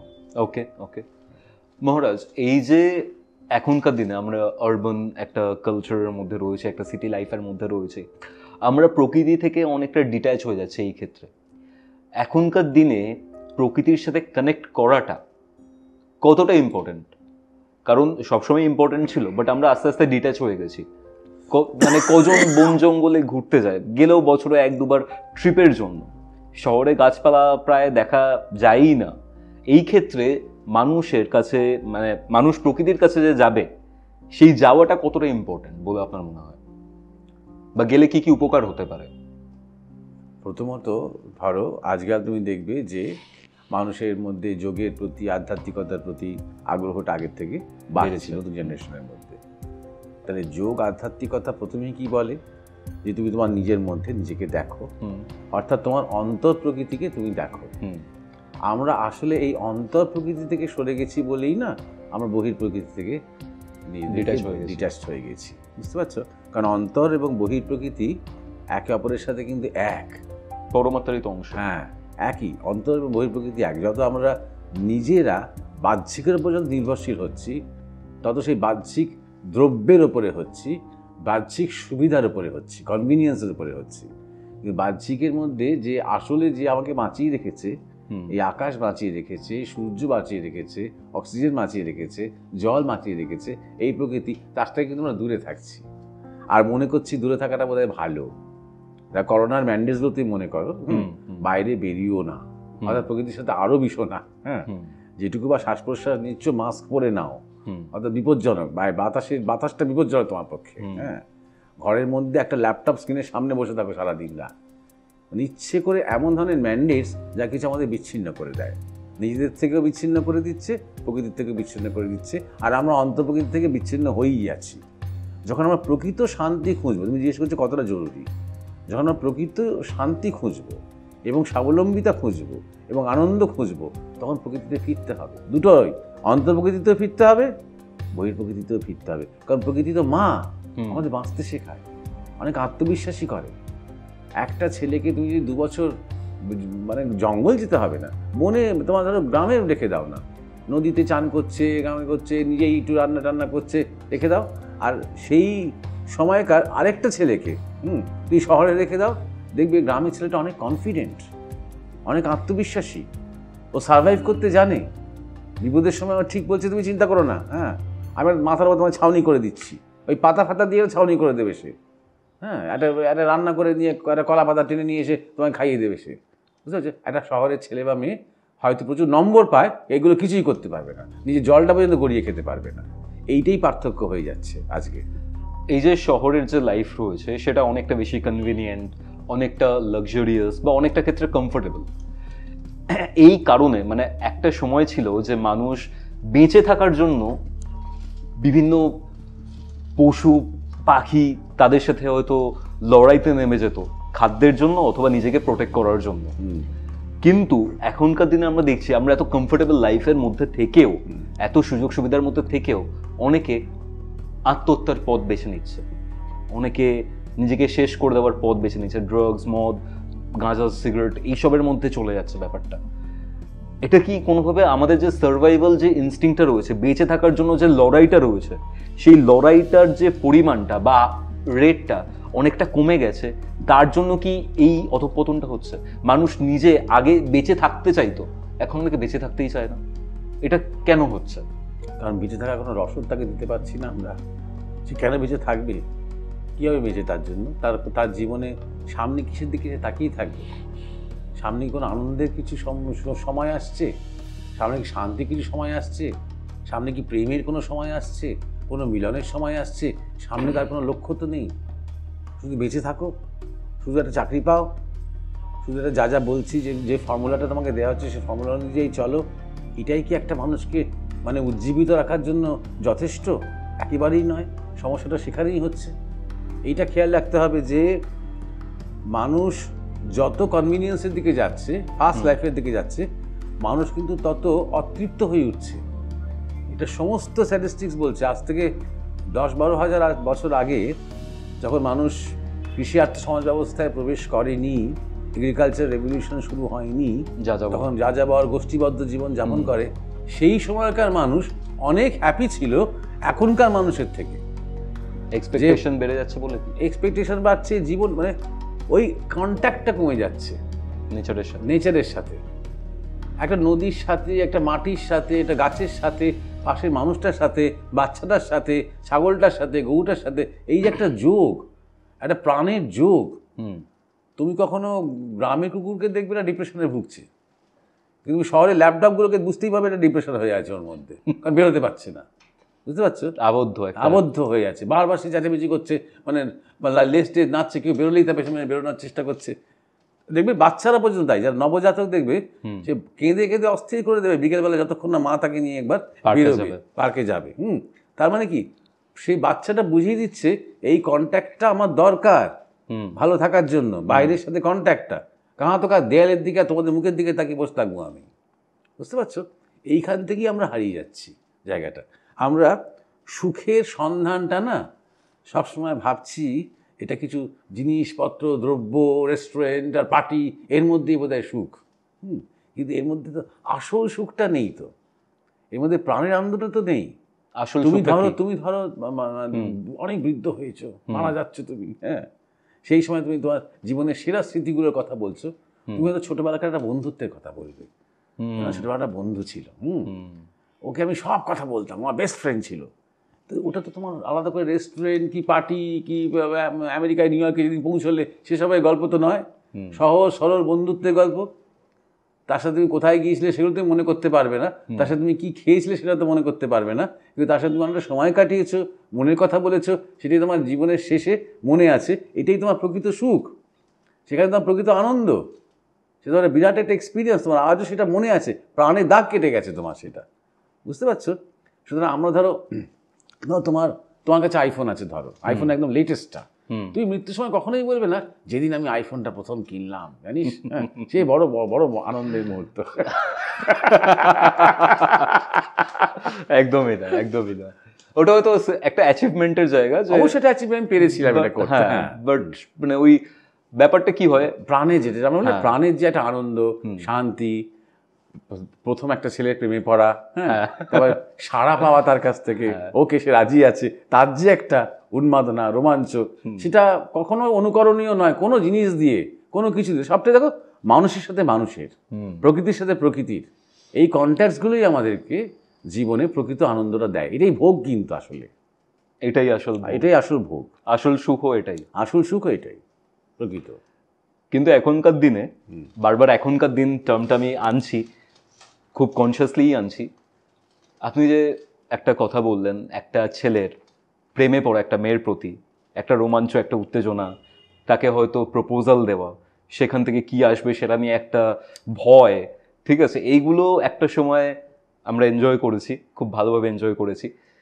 কিন্তু আপনার কি মনে হচ্ছে না এখনকার দিনে এগুলো হারিয়ে যাচ্ছে, খুব বেশি মেকি হয়ে যাচ্ছে ব্যাপারটা? হ্যাঁ, হয়ে যাচ্ছে তো, ঠিকই তো। খুব সোশ্যাল মিডিয়া ওরিয়েন্টেড, ইনস্টাগ্রামে আমি এটা দেবো, আমার লাইফস্টাইলটা এরকম দেখাবো বহির্জগৎকে, হয়তো আমি সেটা ফিলও করছি না, সেটা আমি হয়তো বহির্জগৎকে দেখাবার জন্য আমার একটা গার্লফ্রেন্ড দরকার বা বয়ফ্রেন্ড দরকার, এই দিকটাতে চলে যাচ্ছে না অনেকটা আসল রোমাঞ্চ থেকে। নিজেকে আমাকে হ্যাপি দেখাতে হবে, হ্যাঁ, দেখাতে হবে হ্যাপি, তাই না? দেখো আমি কত ভালো আছি, দেখো আমি এই করছি, এই খাচ্ছি, এই কসরত করছি, আমি কত ভালো আছি, আমি কত হ্যাপি আছি। এই কনস্ট্যান্টলি আমি নিজেকে যে প্রমোট করছি, তা আমাদের কোথাও একটা বুঝিয়ে দিচ্ছি যে এইটা আমায় দেখাতে হচ্ছে, কারণ আমি আসলে হ্যাপি নই, আসলে আমার মধ্যে অতৃপ্তি রয়েছে। আমি যদি নিজেকে একটা কিছু প্রোডাক্টের মতন করে তৈরি করে বাজারে ছাড়ছি, ছেড়ে আমি আশা করছি যে এর থেকে যদি আমার একজন ভালো বান্ধবী হয়, তার মানে আমার মধ্যে একটা বিশাল একটা শূন্যতা রয়েছে বলে এটা আমায় করতে হচ্ছে। যার মধ্যে সেটা নেই, তার এই দেখানোটা দরকারই হবে না। আর একটা জিনিস আমি খুব দেখেছি, ধরো তুমি দেখবে যে বেশ 2-3 বছরের কাপল, মানে 2-3 বছর বেশ তারা একসাথে সম্পর্কে রয়েছে কাপল, তারা ইদানিং ভীষণ সেলফি তুলছে একে অপরের সাথে গালে গাল ঠেকিয়ে। তুমি জানবে ভাঙনের মুখে এত দেখাতে হচ্ছে। যখন প্রথম প্রকৃত ভালোবাসাটা তৈরি হয়েছিল, তখন কিন্তু এত সেলফি টেলফি ছিল না, বরং লজ্জাই পেত, অন্যরকম রোমাঞ্চ মনে হতো, এটা সবাইকে আমি সাত কামড় করতে যাবো কেন, এটা আমাদের ব্যাপার, তাই না, এটা আমি কেন করবো। যখনই আমি বারবার সেলফি দিয়ে একে অপরের সাথে তুলছি, প্রমাণ করার চেষ্টা করছি, ওই বান্ধবীকেই শেয়ার করছি, বান্ধবী সেটা আমাকে শেয়ার করছে, সেটা আমি স্ট্যাটাসে দিচ্ছি, তার মানে হচ্ছে ভাঙা অবস্থায় চলে আসছে, বা নড়বড় করছে, মাঝে ঝগড়া হচ্ছে, মাঝে আমার আর ভালো লাগছে না, এই কথাগুলো আমরা একে অপরকে বলে ফেলছি, তারপরে কনস্ট্যান্টলি নিজেকে অ্যাসিওর করছি না, সব ঠিক আছে, তুমি চিন্তা করো না, দেখো আবার সব ঠিক হয়ে যাবে, এরকম করে যাচ্ছি। মানে কোথায় এবার আমরা বুঝতে পারছি যে সময় হয়েছে শেষ হয়ে যাওয়ার, তখনই আমরা বেশি এই প্রদর্শনীটা করি সোশ্যাল মিডিয়াতে। এখনকার দিনে, আগেকার দিনের সম্পর্ক ছিল, এখনকার দিনেও সম্পর্ক তৈরি হচ্ছে। এবার আগেকার দিনে কি আপনার মনে হয় যে সম্পর্কগুলো অনেক লং লাস্টিং ছিল? কারণ দুদিকেই একটা মানে নমনীয়তা ছিল, মানে অ্যাডজাস্ট করার একটা টেন্ডেন্সি ছিল। বাট এখনকার দিনে কি সেই টেন্ডেন্সিটা অনেকটা কমে যাচ্ছে? হ্যাঁ, আমরা কি খুব বেশি স্বার্থপর হয়ে যাচ্ছি? স্বার্থপর হয়ে যাচ্ছি, ওই দিকটা তো আছেই। মেয়ে মানে ধরো আগেকার দিনে মেয়েরা একটু অবহেলায় বড় হতো, বুঝতে পারছো, আচ্ছা মানে ছেলেদের তুলনায়। আচ্ছা। তুমি আমাদের বাড়িতে আমরা দেখেছি যে ভালো ভালো মাছের পিসগুলো মা ছেলেদের জন্য রাখতো, আর বোনের সাথে ভাইয়ের সেটা নিয়ে দ্বন্দ্বও হতো। কিন্তু একটু যে অবহেলায় বড় হতো, একটু যে বাড়ি থেকে মাকে হেল্প করতে করতে সে বড় হতো, ছেলেটা একটু বেশি বাইরে বেরোতে পারতো, বন্ধুদের সাথে দুজনের জন্য বেড়াতে যাওয়ার পারমিশন পেতো, মেয়েটা সেটা পেতো না। তাই জন্য মেয়েটার মধ্যে অনেক বেশি একটা হার্ডশিপ নেওয়ার একটা মানসিকতা থাকতো। তাকে বলাও হতো তোকে তো শ্বশুরবাড়ি যেতে হবে, সুতরাং অন্যরকম পরিবেশ, অন্য কাউকে মা বলতে পারা, এগুলো কিন্তু কঠিন ব্যাপার, তাই না, যে কোনো মানুষের পক্ষে। এই ধরনের মেয়ে কিন্তু আর আমি দেখতে পাবো না। মেয়েরা অত্যধিক আরো আগের থেকে বেশি আদর পাচ্ছে, আজকাল ছেলেদের থেকে বেশি আদর পাচ্ছে। বললাম না যে ওই যে মানে গেলাসে জল তুলে নিজে খাবে না, মা গেলাস মানে সে মেয়ে পড়বে বলে রাত্রিবেলা মাকে জেগে থাকতে হবে পাশে। এইরকমভাবে মেয়ে বড় হচ্ছে। এই মেয়ে কোথায় অ্যাডজাস্ট করবে? এই মেয়ে তো দুদিনের মধ্যেই মাকে ফোন করতে আরম্ভ করবে, সব কিছু তো মাকে জানি সে করেছে। হ্যাঁ, মাকে ফোন করতে আরম্ভ করবে যে আমাকে শাশুড়ি এই বলছে, নালিশ করতে আরম্ভ করবে, আমার হাজব্যান্ড এই বলছে, আমাদের তাই করছে, ও তাই করছে, সারা করে করবে, আমার ভালো লাগছে না, আমাকে নিয়ে যাও করে হাজব্যান্ডকে চাপ দিতে আরম্ভ করবে, আমি এখানে থাকবো না, তুমি আলাদা ফ্ল্যাট করো। এইগুলো হচ্ছে। তাই জন্য একটা বিশাল একটা পার্থক্য হচ্ছে যে মেয়েদের মধ্যে কিন্তু আগেকার মতন আর ওই অ্যাডজাস্ট করে মানিয়ে নিয়ে সবাইকে নিয়ে চলা একটু হবে, ঠিক আছে এই শাশুড়ি একটুখানি তেইটে আছে, আমি ভালোবেসে শাশুড়ির মন পাল্টে দেবো একদিন, এই আমাকে মেয়ের মতন করে স্নেহ করবে, এই ব্যাপারটা একটা মেয়েদের মধ্যে ছিল। কারণ এইরকম ধরনের ট্রেনিংও পেত নিজের মায়ের কাছ থেকে, বুঝতে পারছো, কিন্তু সেটা এখন আর নেই। 1 নম্বর। 2 নম্বর কথা, আরেকটিটা খুব গুরুত্বপূর্ণ বিষয়, সংযমটা কমে গেছে। সংযম বলতে রিস্ট্রেন, কন্ট্রোল, নিয়ন্ত্রণ, কিসের ওপর? সব কিছু। তোমার সাথে আমার কতবার দেখা করব, হ্যাঁ, আগে ছিল একটা মেয়েই বলতেন 7 দিনে একবার, বুঝলি, তার বেশি আমার বাড়িতেও খুব ঝগড়া হবে, তাই এই যে একটা অপেক্ষা, 6 দিন ধরে অপেক্ষা। এখন তো মানে ঘন্টায় ঘন্টায় তোমার সারাদিন ফোনটা অনই হয়ে আছে, বলতে video call, video call, text message. Finally গিয়ে যখন আর বিয়ে করছে, আর কিছু বাকি নেই, ইন্টারেস্টটা বাকি থাকছে না, আর কিছু বাকি নেই তো, আর কিছু আবিষ্কার করার মতো, সবটাই তো জেনে গেছি, এবং ততদিনে ঝগড়া বিবাদ সবকিছু, দাম্পত্য সব কিছুই হয়ে গেছে। সত্যি কথা বলতে কিছু মনে করো না, ফিজিক্যাল সম্পর্কটাও হয়ে গেছে। এই সমস্ত ব্যাপারে কিন্তু একটা বাধা ছিল সমাজের, যে ঠিক আছে তোমরা একে অপরের সাথে পরিচিত হও, কিন্তু বেশি মেলামেশা করো না। হ্যাঁ, আমাদের দাদু কাকারা বলতেন, তোদের সব প্রেম টেম করে যখন বিয়ে করিস তখন ছিবড়ে হয়ে যাস। আমাদের বিয়ের পর থেকে প্রেম শুরু হতো। আমরা বলতাম তো ছাদ তোলার আগে তো কোনোদিন দেখোই যে একে অপরকে, সেটাই তো মজা ছিল, একটা অপেক্ষা, একটা ব্যাপারটা নিয়ে অবাস্তব মনে হতো। হ্যাঁ, এক্স্যাক্টলি। এখন মনে হতো কথাটার মধ্যে কিন্তু কিছু একটু একটা বিজ্ঞান আছে, এখন ভাবলে মনে হয় সত্যি। বিয়ের পরে একটু একটু করে একে অপরকে জানছে, একটা লজ্জা, একটা বাদো একে অপরের কথাবার্তা, ধরন সব শিখছে, জানছে। হ্যাঁ, তার মধ্যে একটা রোমাঞ্চ ছিল। এখন এই সংযমটা, মানে তোমার মেলামেশার সংযম, কথা বলার সংযম, দেখা হওয়ার সংযম, এই সংযমটা একদম আর নেই। এই তথাকথিত ফ্রি করতে গিয়ে না একদম যথেচ্ছাচারিতার দিকে চলে গেছে জিনিসটা। তার জন্য নারী পুরুষের একের প্রতি যে একটা অ্যাট্রাকশন, আলাদা একটা ইন্টারেস্ট, একটা বন্ধুর সাথে কি বোনের সাথে ভাইয়ের সাথে থেকে এটা আলাদা একটা ইন্টারেস্ট, যে কিছু একটা বাকি আছে আমাদের মধ্যে এক্সপ্লোর করা, সেই জায়গাটা প্রায় হারিয়ে গেছে। শুধু এটাও আরেকটা প্রবলেম, এই সংযম জিনিসটা আমাদের সমাজ থেকে, আমাদের জীবন থেকে হারিয়ে গেছে। শুধুমাত্র নর নারী সম্পর্কের ক্ষেত্রে নয়, সমস্ত ক্ষেত্রেই, সমস্ত সম্পর্কের ক্ষেত্রে, খাওয়া পড়া ওঠা বসা সব কিছুর ক্ষেত্রে। একটা মেয়ে ছোটবেলা থেকে অনেক হার্ডশিপের মধ্যে বড় হয়েছে, এবং তৎকালীন সময়, এখন হয়তো বাস্তবটা হয়তো অনেকটা চেঞ্জ হয়ে গেছে, তার জন্য তার মধ্যে একটা কমনীয়তা ছিল, একটা মানিয়ে নেওয়ার ব্যাপার ছিল, একটা ধৈর্য ছিল। একটা ছেলের ক্ষেত্রেও কি এই ব্যাপারটা পাল্টেছে? কারণ আর এত সেন্সিটিভ ছিল না, মানে এখন এই 2 দিন আগেই আমাদেরই একজন চেনা ছেলে, তার বোনটা, হ্যাঁ, মা একটু বকেছে, ও গিয়ে গলায় দড়ি দিয়েছে, 16-17 বছরের মেয়ে, হ্যাঁ, মাধ্যমিক দিয়েছে বোধ হয়, তো 2 দিন আগে মেয়েটাকে আমি কখনো দেখিনি, কিন্তু দাদাটা খুবই আসে আমাদের কাছে। সে কান্নাকাটি করছে, মা হাউমাউ করে কাঁদছে। এই যে এত সেন্সিটিভ। আগে আগে তো মায়েরা মেয়েদের মেরেছে, ছেলেদের মেরেছে, মারধর খেয়েছে, কান্নাকাটি করেছে, দুদিন খাওয়া বন্ধ করে দিয়েছে, আস্তে আস্তে আবার ঠিক হয়ে গেছে। একটু মা যখন একটু এদিক ওদিক কিছু বলছেন, হ্যাঁ, সঙ্গে সঙ্গে নিতে পারছে না। আমাকে এরকম করে বললো, কারণ ওই একটু কঠিন করে কথা বলা, একটুখানি রাগ করে কথা বলা, একটুখানি ভৎসনা করা, একটু তিরস্কার করা, এগুলো আর ছেলেমেয়েরা নিতেই পারছে না। কোথায় কোথায় আত্মহত্যা করার পথ বেছে নিচ্ছে, এবং সারা জীবন মাকে তার জন্য অপরাধবোধ নিয়ে বাঁচতে হবে, তাই না? আমি এটাই বলছি, এই রকম যা সেন্সিটিভিটি, সে কি করে একটা নতুন সম্পর্কে অ্যাডজাস্ট করবে, সে কি করে একটা নতুন বাড়িতে অ্যাডজাস্ট করবে। এইটাও ইম্পর্টেন্ট এই জন্যে যে আমাদের দেশে, আমি অন্যান্য দেশের কথা বলছি না, আমাদের দেশে একটা ছেলে এবং মেয়ের বিবাহ মানে শুধু একটা নারী পুরুষের বিবাহ নয়, দুটো পরিবারের মিলন, দুটি পরিবারের বন্ধন, কুটুম্বিতা তৈরি হচ্ছে। কত নতুন নতুন ভাইরা ভাই, বেয়ান, কত নতুন নতুন শব্দ চলে আসছে আমাদের জীবনে। বছরে একবার করে এর বাড়িতে ও যাবে, জামাই ষষ্ঠী হবে, তাই হবে, হবে। এটা নতুন একটা পুরো সামাজিক একটা অনুষ্ঠান। এটা দুই পরিবারের বিবাহ হচ্ছে। এটা দুটো ধারা দুদিক থেকে এসে এক জায়গায় মিশছে। একদিকে দেখতে গেলে কত সাইন্টিফিক, বুঝতে পারছো? সেখান থেকে কিন্তু শুধুমাত্র এই যে আইসোলেশনের আরেকটা ব্যাপার, না ছেলেটা সেটা মনে করে আজকে, না মেয়েটা সেটা মনে করে। যে মা বাবা পারমিশন তো দেবেই, দিতে তো হবেই। হ্যাঁ, মা বাবাও সেরকম, হ্যাঁ যা হচ্ছে কর, যা কর, কোনো ব্যাপার নয়। কিন্তু এটা যে দুটো পরিবারের বিয়ে হলো তা নয়, ছেলেটারই বা মেয়েটারই মা বাবা বলবে তুই প্রথমেই আগে ওখান থেকে বেরিয়ে আসবি, তুই ওকে রাজি করা, হ্যাঁ, ওকে ট্রান্সফার অন্য জায়গায় চাকরি নিয়ে তোকে নিয়ে চলে যেতে বল, আলাদা হ, আলাদা হ, আলাদা হ, কনস্ট্যান্টলি এই সব কথাগুলো মা বাবারাই মেয়েটাকে বলবে। সুতরাং যে আমাদের যে বন্ধনের যে জায়গাগুলো না, আর সেখানে কিন্তু শান্তির জায়গা, সেখানে সুখের জায়গা হতে পারে। তার ননদটা ভালো নয়, কিন্তু আরেকটা যা হয়তো খুব ভালো। হ্যাঁ, শুধু আরও অনেকগুলো চরিত্রকে নিয়ে, শ্বশুর শাশুড়ি ননদ যা অমুক তমুক নিয়ে সে কিন্তু দিব্যি আছে। সে বাড়িতে দু চারটে বাচ্চাও রয়েছে। এই যেটা বড় পরিবারের মধ্যে, হ্যাঁ, মানে একটা যৌথ পরিবারের মধ্যে একে অপরের ফ্রাস্ট্রেশনসগুলো ব্যালেন্স হয়ে যাচ্ছে, তো সেটা তো থাকে না। আজ নিউক্লিয়ার ফ্যামিলিগুলোতে স্বামী স্ত্রী ঝগড়া হলো, কোথায় ফ্রাস্ট্রেশনটা উগড়বে কার কাছে, যাবে কোথায়? ওই সোশ্যাল মিডিয়া, ওই টিভি দেখবে, ওই আত্মহত্যা কথা ভাববে, ওই সাইকিয়াট্রিস্টের কাছে যাবে, ওই চারটে ঘুমের ওষুধ খাবে রাত্রিবেলা। বুঝতে পারছো?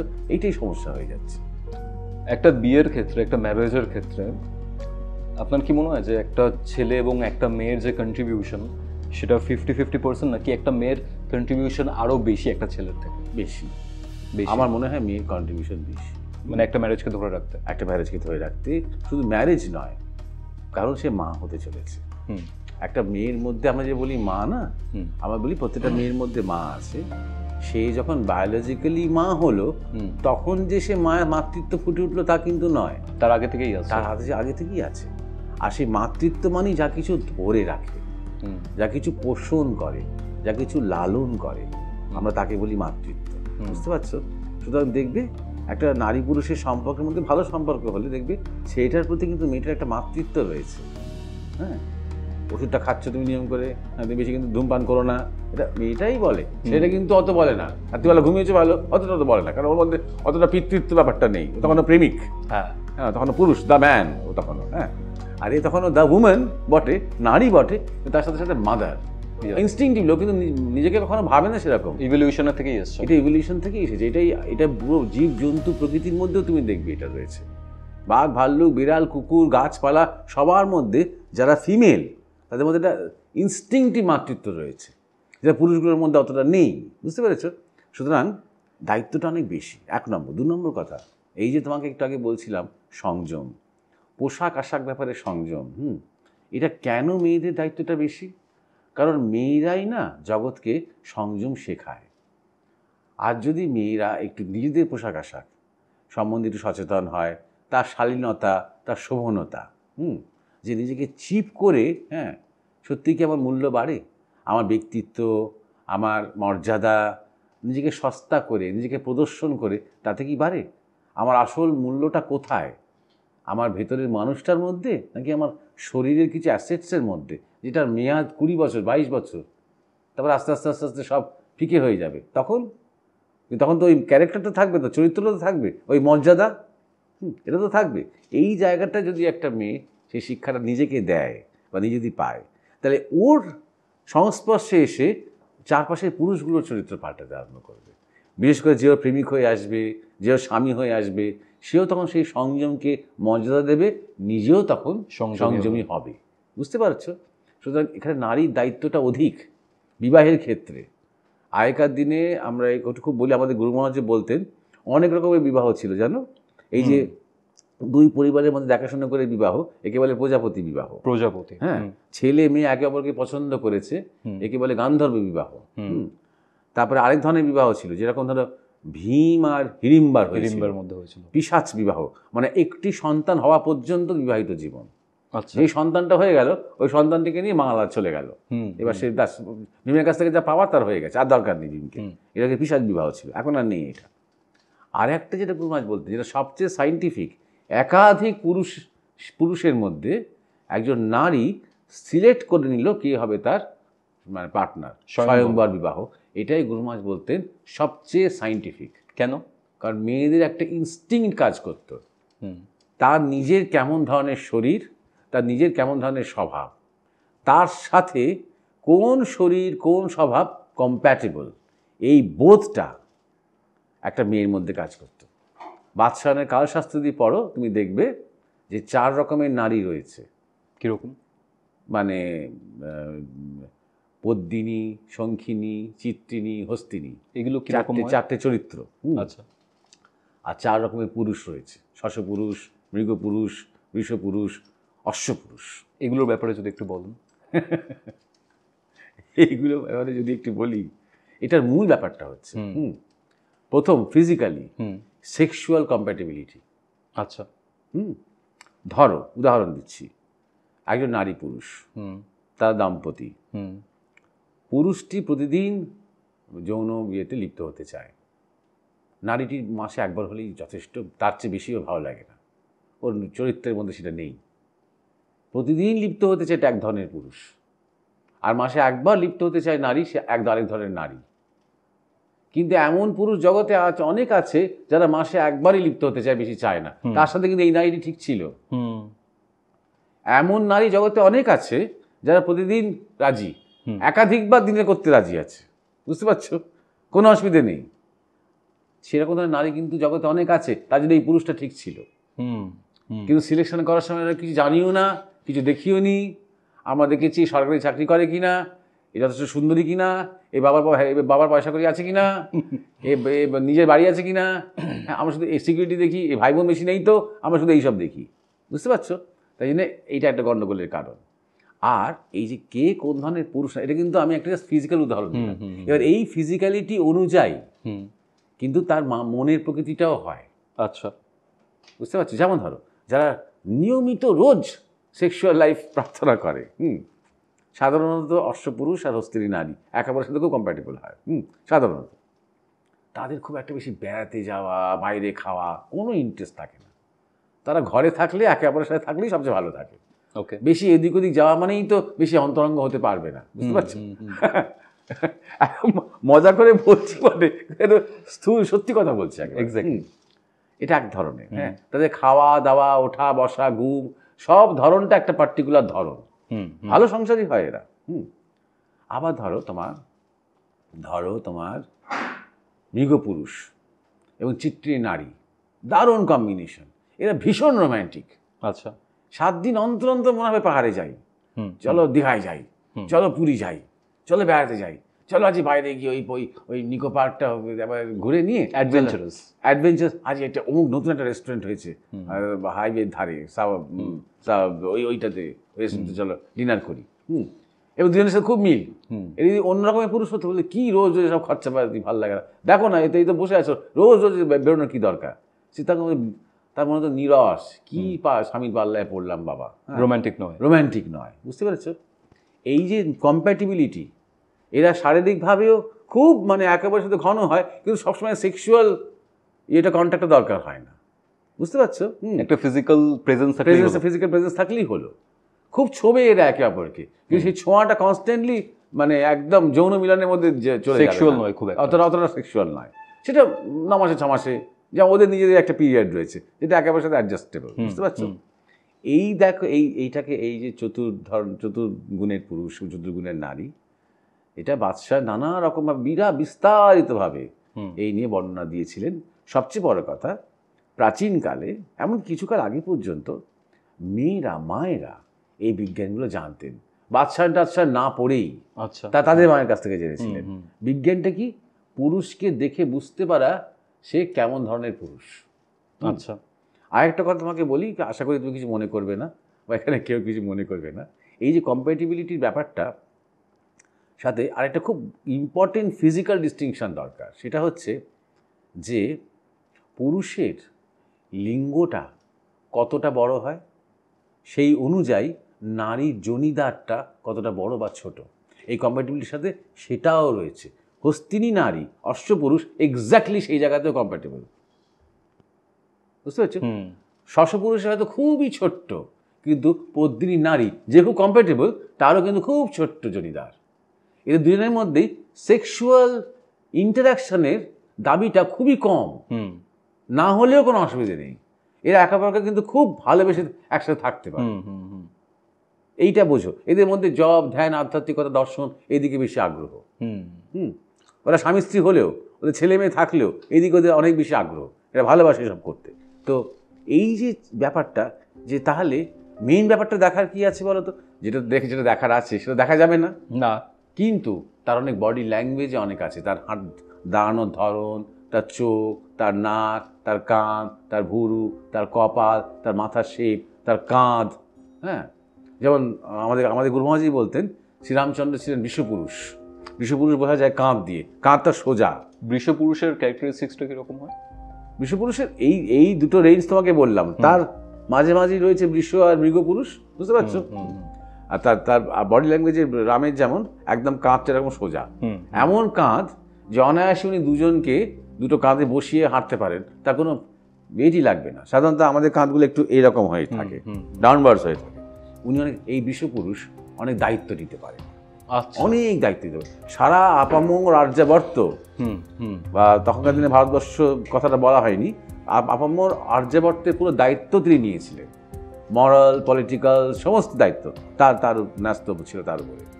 তো এইরকম ধরনের বিভিন্ন রকমের বডি ল্যাঙ্গুয়েজ আছে, যে বডি ল্যাঙ্গুয়েজটা মেয়েরা ভালো দেখে চিনতে পারে, বুঝতে পারছো? তখনকার দিনে পারতো, এতটাই তারা পারতো যে ইনস্টিংটিভলি বলতে পারতো বা বুঝতে পারতো যে এই পুরুষটি আমার জন্য ঠিক আছে, কারণ তার নিজের বডিটা কেমন সেটা সে জানতো।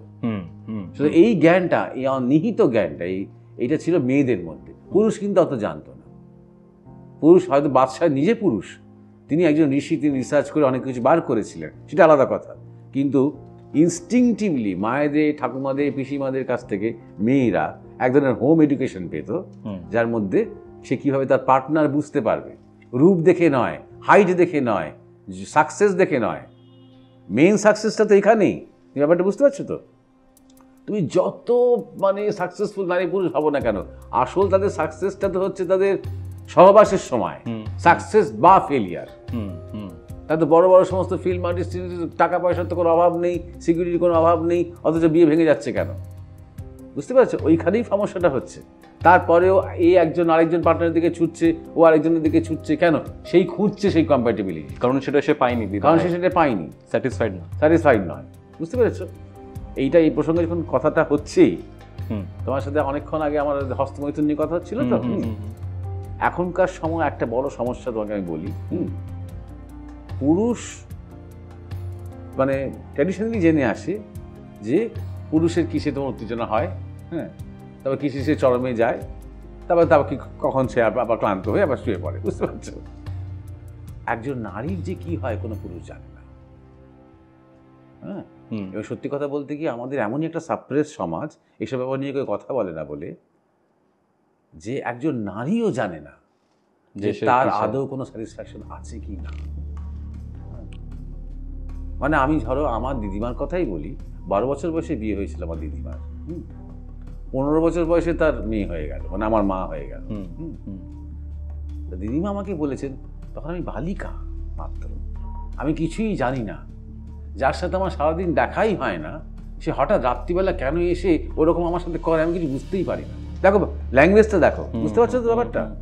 একটা ভয়ের জায়গাও চলে আসে। অবশ্যই সেই অবস্থায় তার সন্তান হচ্ছে, বলে আমার এই মনে হতো ওটা আমার সন্তান ওই জন্য পিণ্ড একটা, এত রাগ হতে ভেতরে ভেতরে, আমার খেলাধুলা বন্ধ হয়ে গেল, আমার পড়াশোনা বন্ধ হয়ে গেল, আমি স্কুল যাওয়া বন্ধ হয়ে গেল, কেন না আমাকে এই জীবনটা।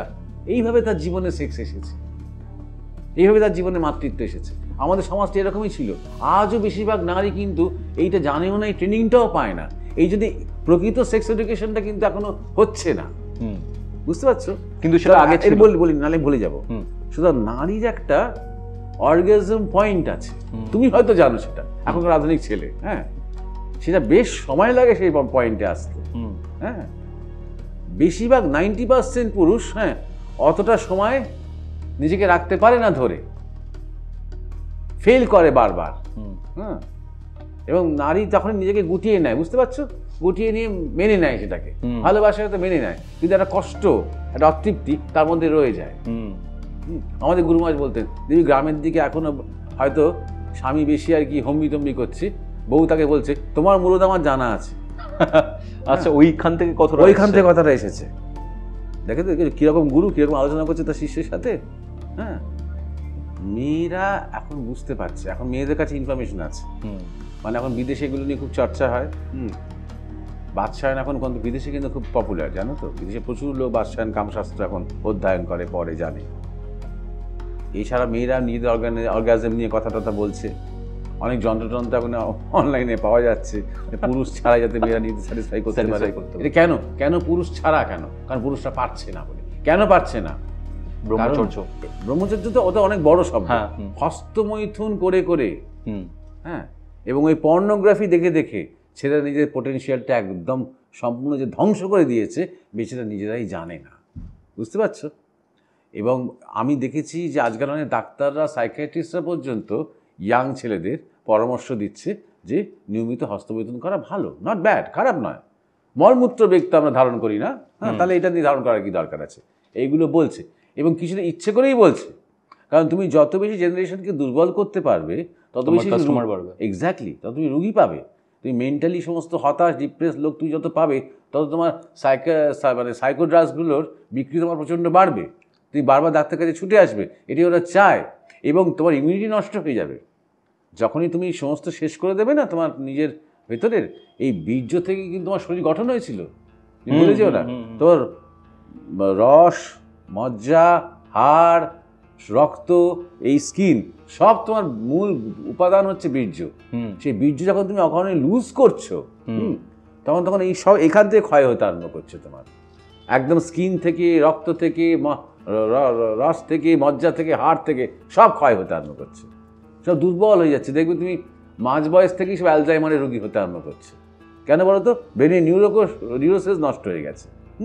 সুতরাং যখন বিবাহিত জীবনে ঢুকছে, আজকাল তো 22-23 বছরের ছেলেরা বিয়ে করে না, 30-32 হয়তো বিয়ে করছে, ততদিনে সে কোনোভাবেই সে নারীকে সন্তুষ্ট করতে পারে না। সন্তান আসবে কি আসবে না, বা কেমন সন্তান আসবে, সেটা আবার আরেকটা সাবজেক্ট, সেটা আমি ভুলেই যাচ্ছি। বেসিক্যালি ওদের দুজনের মধ্যে সহবাসে কোনো তৃপ্তি থাকবে না। আগেকার দিনের ভারতবর্ষের মেয়েরা তাও সেটা মেনে নিত, যাই হোক স্বামী তো অধিদেবতা, হ্যাঁ, যাই যেমন করেও ছেলে মেয়ে হয়ে গেছে, মেনে নিত। এখন কিন্তু মেয়েরা জানে যে মেয়েদেরও একটা স্যাটিসফ্যাকশন পয়েন্ট আছে, চরম একটা আছে, এবং তার জন্য শুধুমাত্র সেটা ফিজিক্যাল হলেই হয় না, এটা আরেকটা মেয়েদের বৈশিষ্ট্য, মেন্টালিও। হ্যাঁ, এক্স্যাক্টলি, মেন্টালিও। একটা মানে পুরুষ শরীর যখন উদ্দীপ্ত হয় না, প্রায় একটা জন্তুর মতন হয়ে যায়।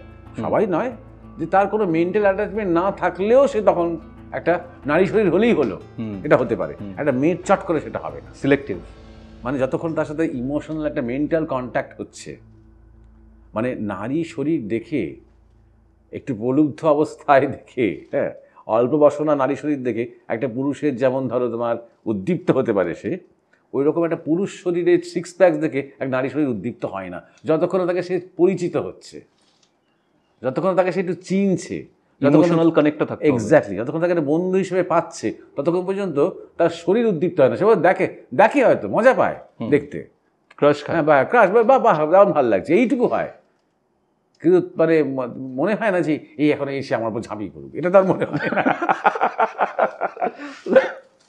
আমাদের এই যে কম্বিনেশনগুলোর কথা বললেন, বিভিন্ন কম্প্যাটেবিলিটির যে ব্যাপারটা বললেন, সেটা আগেকার দিনে আমরা জানতাম, বাদশায়ন তো সেইভাবেই এ করেছেন, বা মেয়েদের একটা ইনস্টিংক্ট ছিল, তারা মা ঠাকুমার থেকে ব্যাপারটা জেনেছেন।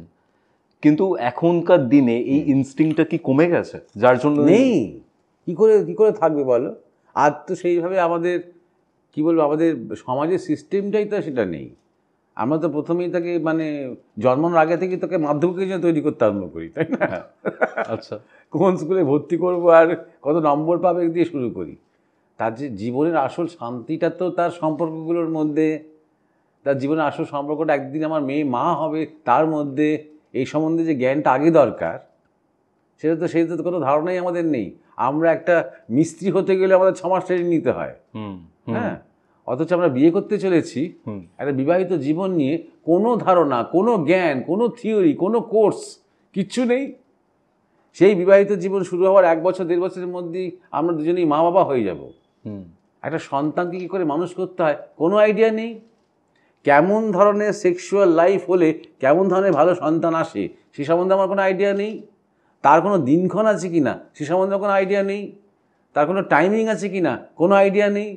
সেই সেক্সুয়াল মিলনের সময় কোনো ব্রিদিং টেকনিক দরকার আছে কি না কোনো আইডিয়া নেই।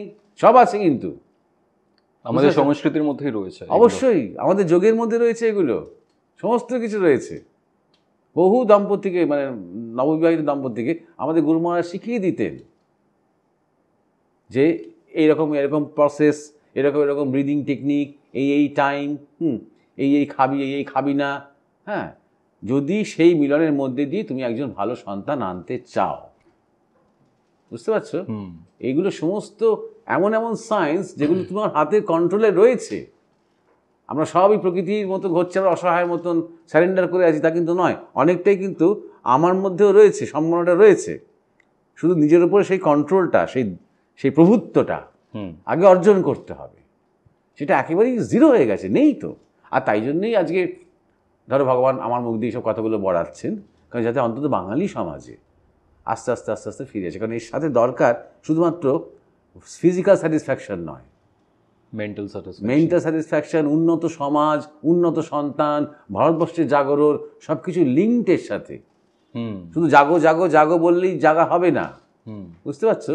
জাগরণটা তো অর্গ্যানিক্যালি হতে হবে, বায়োলজিক্যালিও হতে হবে। কেন একজন নরেন্দ্রনাথ দত্তের মতন ছেলে আসতে পারে, ওই রকম ধরনের সাংঘাতিক প্রতিভা, সাংঘাতিক জ্ঞান, সাংঘাতিক জীবন্ত একটা ছেলে কেন ঘরে ঘরে জন্মায় না? নিশ্চয়ই পার্থক্য আছে কিছু। শুধু ভুবনেশ্বরী দেবীর অসাধারণ মা বুঝলাম, কিন্তু তিনি অসাধারণ মা হলেন কি করে? সেই সিক্রেটটা কি? তার বাবাও না হয় একজন দারুণ মানুষ বুঝলাম, তিনি যে দারুণ মানুষ তার সিক্রেটটা কি? বুঝতে পারছো? এর পেছনে কোনো সায়েন্স আছে কিনা যেটা কিছুটা common. Narendranath Dutta prototype repeat হবে না, কিন্তু আরও একজন যার মধ্যে বিস্ফোরক প্রতিভা রয়েছে, যার মধ্যে বিরাট সম্ভাবনা রয়েছে সমাজকে পাল্টে দেওয়ার, সমাজকে লিডারশিপ দেওয়ার। এটা দরকার তো এরকম ধরনের সন্তান আজকে। যেখানে ঋষিকে ডেকে নিয়ে আসা হচ্ছে দশরথের পত্নীদের মানে কি বলবে তুই ইনসেমিনেট করার জন্য। কেন?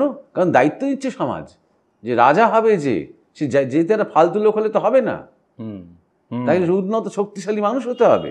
এই যে দায়িত্ব, এবং আমাদের তো একটা দায়িত্ব রয়েছে সমাজের, যে আমরা সমাজে উন্নত সন্তান আনবো। উন্নত বলতে আমরা ভাবি কেরিয়ারিস্ট সন্তান, সে তো একজন স্বার্থপর সন্তান, আর তাকে তো আমরা স্বার্থপরতা শেখাই।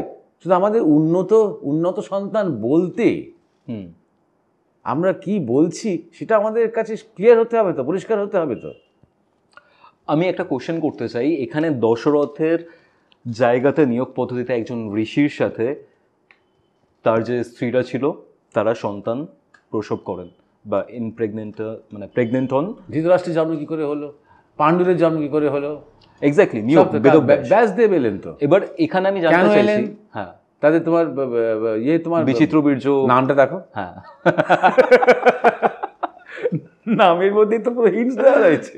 ওকে, তো এই ক্ষেত্রে সুস্থ সবল অনেকগুলো বাচ্চা বা আমাদের কাছে ভগবান তারা তৈরি হলেন, কিন্তু বেদব্যাসের সাথে যখন বিচিত্র বীর্যের যারা স্ত্রী ছিলেন তারা যখন মিলিত হলেন, ধৃতরাষ্ট্র জন্মান্ধ, কারণ কেন সেটা হলেন? চোখ বন্ধ করে নিয়েছিলেন সমাবেশের সময়, কেন তেজটা নিতে পারেননি, বা পাণ্ডুর মা ঋতবর্ণ হয়ে গেলেন। আদরে মানুষ, ওই যে ছিল সেই বোধহয় অম্বিকা তার নাম, সে আদরের মানুষ, ওই আতপুতু করে বড় হয়েছে। একটা পুরুষ, সে ব্যাসদেব ছিল বিভৎস দর্শন, দেখতে খুব খারাপ, অন্তজ, মানে এখনকার দিনে তাকে দলিত বলা হতো হয়তো, বুঝতে পারছো, অন্তজ, এবং তার গায়ে বেশ দুর্গন্ধ, কিন্তু তিনি খুব জ্ঞানী এবং খুব প্রেমিক, সাংঘাতিক তেজ। সেই তেজটা কিন্তু একটা কী বলবো, একটা প্রেমের তেজ, বুঝতে পারছো, সেই তেজ দিতে পারছে না মহিলা, কারণটা তো মা, তাই জন্যই তো, বুঝতে পারছো। দ্বিতীয়জন কেন পাণ্ডুর হয়ে গেল, পীতবর্ণ হয়ে গেছে, পীতবর্ণ হয়ে গেছে, ভয় পেয়ে গেছিল, ওই একই। সেরকম কোনো পুরুষ কখনো পাইনি যে প্রকৃত পুরুষ। তাহলে প্রকৃত পুরুষ কে হতে পারছে, যে একজন ঋষি, আজন্ম ব্রহ্মচারী, যে সেই তার মায়ের আজ্ঞায় প্রকৃত পুরুষ হতে পারছে, বুঝতে পারছো। তাহলে কে নিতে পারলো, সেই রাজপ্রাসাদেরই একজন দাসী, আদিবাসী মেয়ে, বিদুরের মা, তার, হ্যাঁ, বিদুরের মা, বুঝতে পারছো। বিদুর একজন সম্পূর্ণ স্বয়ং সম্পূর্ণ দারুণ লোক হয়ে জন্মালো, যেমন জ্ঞানে তেমন বীরত্বে, তেমন দক্ষতা, তেমন নির্লোভ, হাসি খুশি প্রাণবন্ত একজন মানুষ।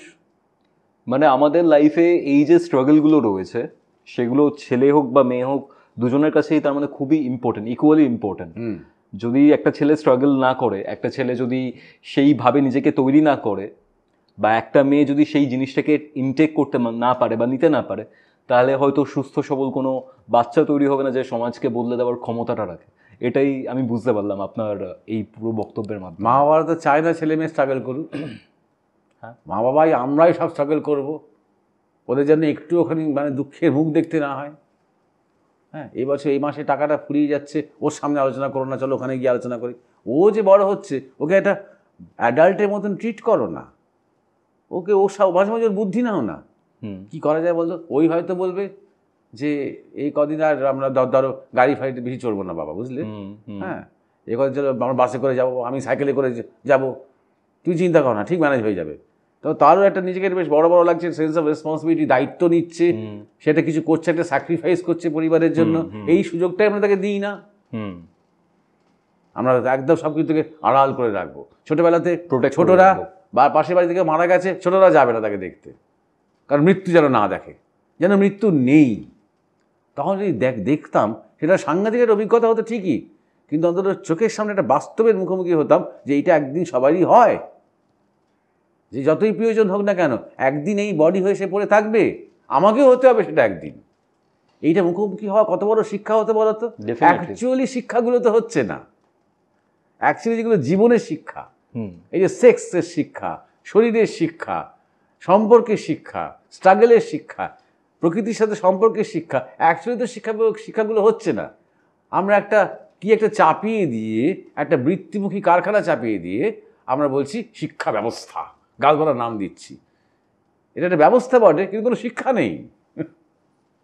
বেঁচে থাকার আসল রসদটা আমরা সেখান থেকে পাচ্ছি না। একদম তাই, একদম তাই। হয়তো টাকা উপার্জনের রসদ, মানে সেই জ্ঞানটা পাচ্ছি, কিন্তু মানে আলটিমেটলি টাকা উপার্জন করলাম, করেও শান্তি পাই না, পাই না, তো করেও আনন্দ পাই না, করে আমার প্রেম নেই, মিলন নেই, ছেলে মেয়ের সাথে কথাবার্তা বন্ধ, আমাকে ছেড়ে চলে গেছে। দেখো, তখন তো টাকার পয়সা রোজগার করেছি আমি। মানে এখানে বলছেন বলে একটা পার্সোনাল অভিজ্ঞতা শেয়ার করছি। আমার এক বন্ধু আছে, টিসিএসে জব করে, আমি নাম নিচ্ছি না তার। সে অনেক টাকা মাইনে পায়, সে কেরিয়ারে একদম সিকিউর একটা জায়গাতে রয়েছে, একটা কমফোর্টেবল লাইফ লিড করছে অ্যান্ড অল। বাট তার সাথে আমার যখন কথাবার্তা হয়, সে আমাকে জানায়, ভাই একটা মেয়ে খুঁজে দেয়, ঠিক আছে, ইমোশনালি যে অ্যাভেলেবেল হবে, হয়তো শরীরের চাহিদার জন্য অনেক পেয়ে যাবে সে, মানে সেরকম বক্তব্য ছিল, বাট ইমোশনালি কানেক্ট করতে পারবো বা ইমোশনালি অ্যাভেলেবেল রয়েছে সেরকম কোনো মানুষকে সে খুঁজছে। এখন কি মানে আমাদের ইমোশনসটা অনেকটা কমে গেছে? এখন কি আমরা খুব বেশি শারীরিক, খুব বেশি ফিজিক্যাল, এই যে ক্ষণস্থায়ী যে সম্পর্কগুলো, ক্ষণস্থায়ী যে সুখগুলো, সেইগুলোর পেছনে বেশি ছুটছি রাদার দ্যান একটা লং টার্ম, একটা স্টেবল রিলেশনশিপের থেকে? সে তো হচ্ছে বটেই, এবং সেটার একটা কারণ হচ্ছে যে আমাদের জীবনে মূল কোনো আদর্শ থাকছে না, একটা জীবন দর্শন থাকছে না। তাই জন্যই আমরা একটা মানুষের মধ্যেও শুধু ফিজিক্যালিটির বাইরে আর কিছু খুঁজছি না। বা জানতে চাইছি ছেড়ে দাও একটা ছেলে মেয়ের ব্যাপারে, দুটো বন্ধুর মধ্যেই কী বা কথা হয় বলো। আমি তো লক্ষ্য করে দেখেছি, হ্যাঁ, যে আমাদের সময় তো বন্ধুত্ব ছিল, আমাদের আগের জেনারেশনের সময় তো বন্ধুত্ব ছিল, কত বিষয় নিয়ে গল্প হতো। হ্যাঁ, হ্যাঁ, সাহিত্যই হোক, সিনেমাই হোক, খেলাধুলোই হোক, কি একটু জীবন দর্শনই হোক, মানে যেগুলো বলতে বলতে যেগুলো মনে হয় সেগুলো হতো। এখন দেখবে খুব ফিজিক্যাল, এই তোর ফোনে এইটা হচ্ছে, আমার ফোনে তাই হচ্ছে, একেবারে সাথে আমার কথাই নেই, তুই ফোন থেকে হয়তো একেবারে কাছে তুই শেয়ার করছি, বা দুজনের সামনে রয়েছে বাট ফোন ঘাটছে। ফোন ঘাটছে, হয়তো একটু শেয়ার মার্কেটের দর নিয়ে কথা হচ্ছে, হ্যাঁ, কিংবা হয়তো কোনো মোটরসাইকেলটা বা এবারে নতুন একটা মডেল বেরিয়েছে সেটা নিয়ে কথা হচ্ছে, বা কোনো ভালো দেখতে মেয়েকে নিয়ে কথা বলছে তারা। সেরকম হয়তো কথা হচ্ছে। হ্যাঁ, একটা কাল একটা ভালো গল্প পড়লাম জানিস, সেটাই সেরকম কথাও হচ্ছে না। হ্যাঁ, সেরকম আরেকটুখানি উচ্চ, আরেকটুখানি মনে খিদে মেটে, সেরকম কথাও হচ্ছে না। এইটার কারণ হচ্ছে, এইটা হচ্ছে না বুঝলাম, এটাকে দেখতে পাওয়া যাচ্ছে, এটার মূল কারণ হচ্ছে, এটা দেখতে পাওয়া যাচ্ছে না, সেটা হচ্ছে একটা জীবন আদর্শ, একটা জীবন দর্শন, এটা কিন্তু দরকার আমাদের সবার ক্ষেত্রে। এটাই আমাদের কালচার, যে তুমি যখন গড়ে উঠছো, ছোটো থেকে বড় হচ্ছ, তুমি জানো যে জীবনের আসল উদ্দেশ্যটা কী, এবং নিজের জীবনটা সবসময় সেই মনে রাখো যে এই উদ্দেশ্যকে সাধন করার জন্যেই, এই উদ্দেশ্যের সেবা করার জন্যই তোমার জীবন। আর সেই উদ্দেশ্যটা হচ্ছে তোমারই পূর্ণতা, যার দ্বারা তোমার মধ্যে যে সম্ভাবনা রয়েছে, তোমার মধ্যে যে পোটেনশিয়াল রয়েছে, যার দ্বারা সেই পোটেনশিয়ালটা পূর্ণ হয়ে ওঠে, তোমারই পূর্ণতা তোমার জীবনের উদ্দেশ্য। সেইটা যদি থাকে তাহলে দেখবে সঙ্গে সঙ্গে আমাদের প্রত্যেকটা সম্পর্কের মধ্যে একটা কোয়ালিটেটিভ জাম্প হবে। কোয়ালিটেটিভ জাম্প হবে, একটা গুণগত একটা অন্য রকমের ডাইমেনশন চলে আসবে। আমাদের কথাবার্তা একেবারে থেকে চাহিদা, সেই চাহিদাটা শুধুমাত্র স্থূল শারীরিক, হ্যাঁ, এইটা থাকবে না, যে ওকে খুব ভালো লাগে জানিস, একদিন যা খাইয়েছিল, তার চেয়ে বলে হবে ওকে খুব ভালো লাগে জানিস, বিপদের সময় পাশে এসে দাঁড়িয়েছিল। হ্যাঁ, বুঝতে পারছো? আরও ওই চাহিদাগুলো, আরও সার্চগুলো, আরও বন্ধুত্বকে চিনতে পারাগুলো আরও আরেকটু গভীরে যাবে, আরেকটু সেন্সিটাইজড হবে, সুপারফিশিয়াল থাকবে না।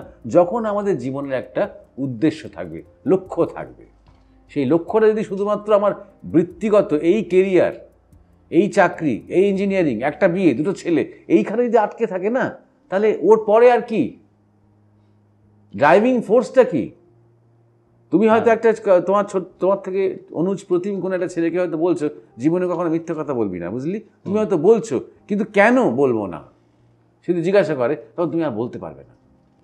তুমি বলতে পারবে না যে সদাচারী, যে সত্যবান, সে একদিন সত্যদ্রষ্টা হয়, সে একদিন সত্যকে জানতে পারে, এ তুমি বলতে পারবে না, কারণ তুমি জীবন দর্শনটা কোথাও পাওনি। তুমি শুধু শিখেছো মিথ্যে বলতে নেই। কেন বলতে নেই? ডেপটা নেই। হ্যাঁ, ওই ডেপটা নেই। কেন বলতে নেই? তখন আর তোমার মুখে তেমন উত্তর নেই। বলবি না এইরকম বলবে, বুঝতে পারছো? মহারাজ, আপনার থেকে এমন অনেক কিছু জানতে পারলাম, সেই জিনিসটা যখন আমাদের অডিয়েন্স জানবে বা এত মানুষ শুনবে, আই থিঙ্ক মানে তাদের যে দৃষ্টিভঙ্গিটা রয়েছে জীবনের প্রতি, সেটা অনেকটা চেঞ্জ হবে। যেমন আমার নিজের আজকের হয়েছে। কৌস্তবের আড্ডাতে আসার জন্য অনেক অনেক ধন্যবাদ মহারাজ।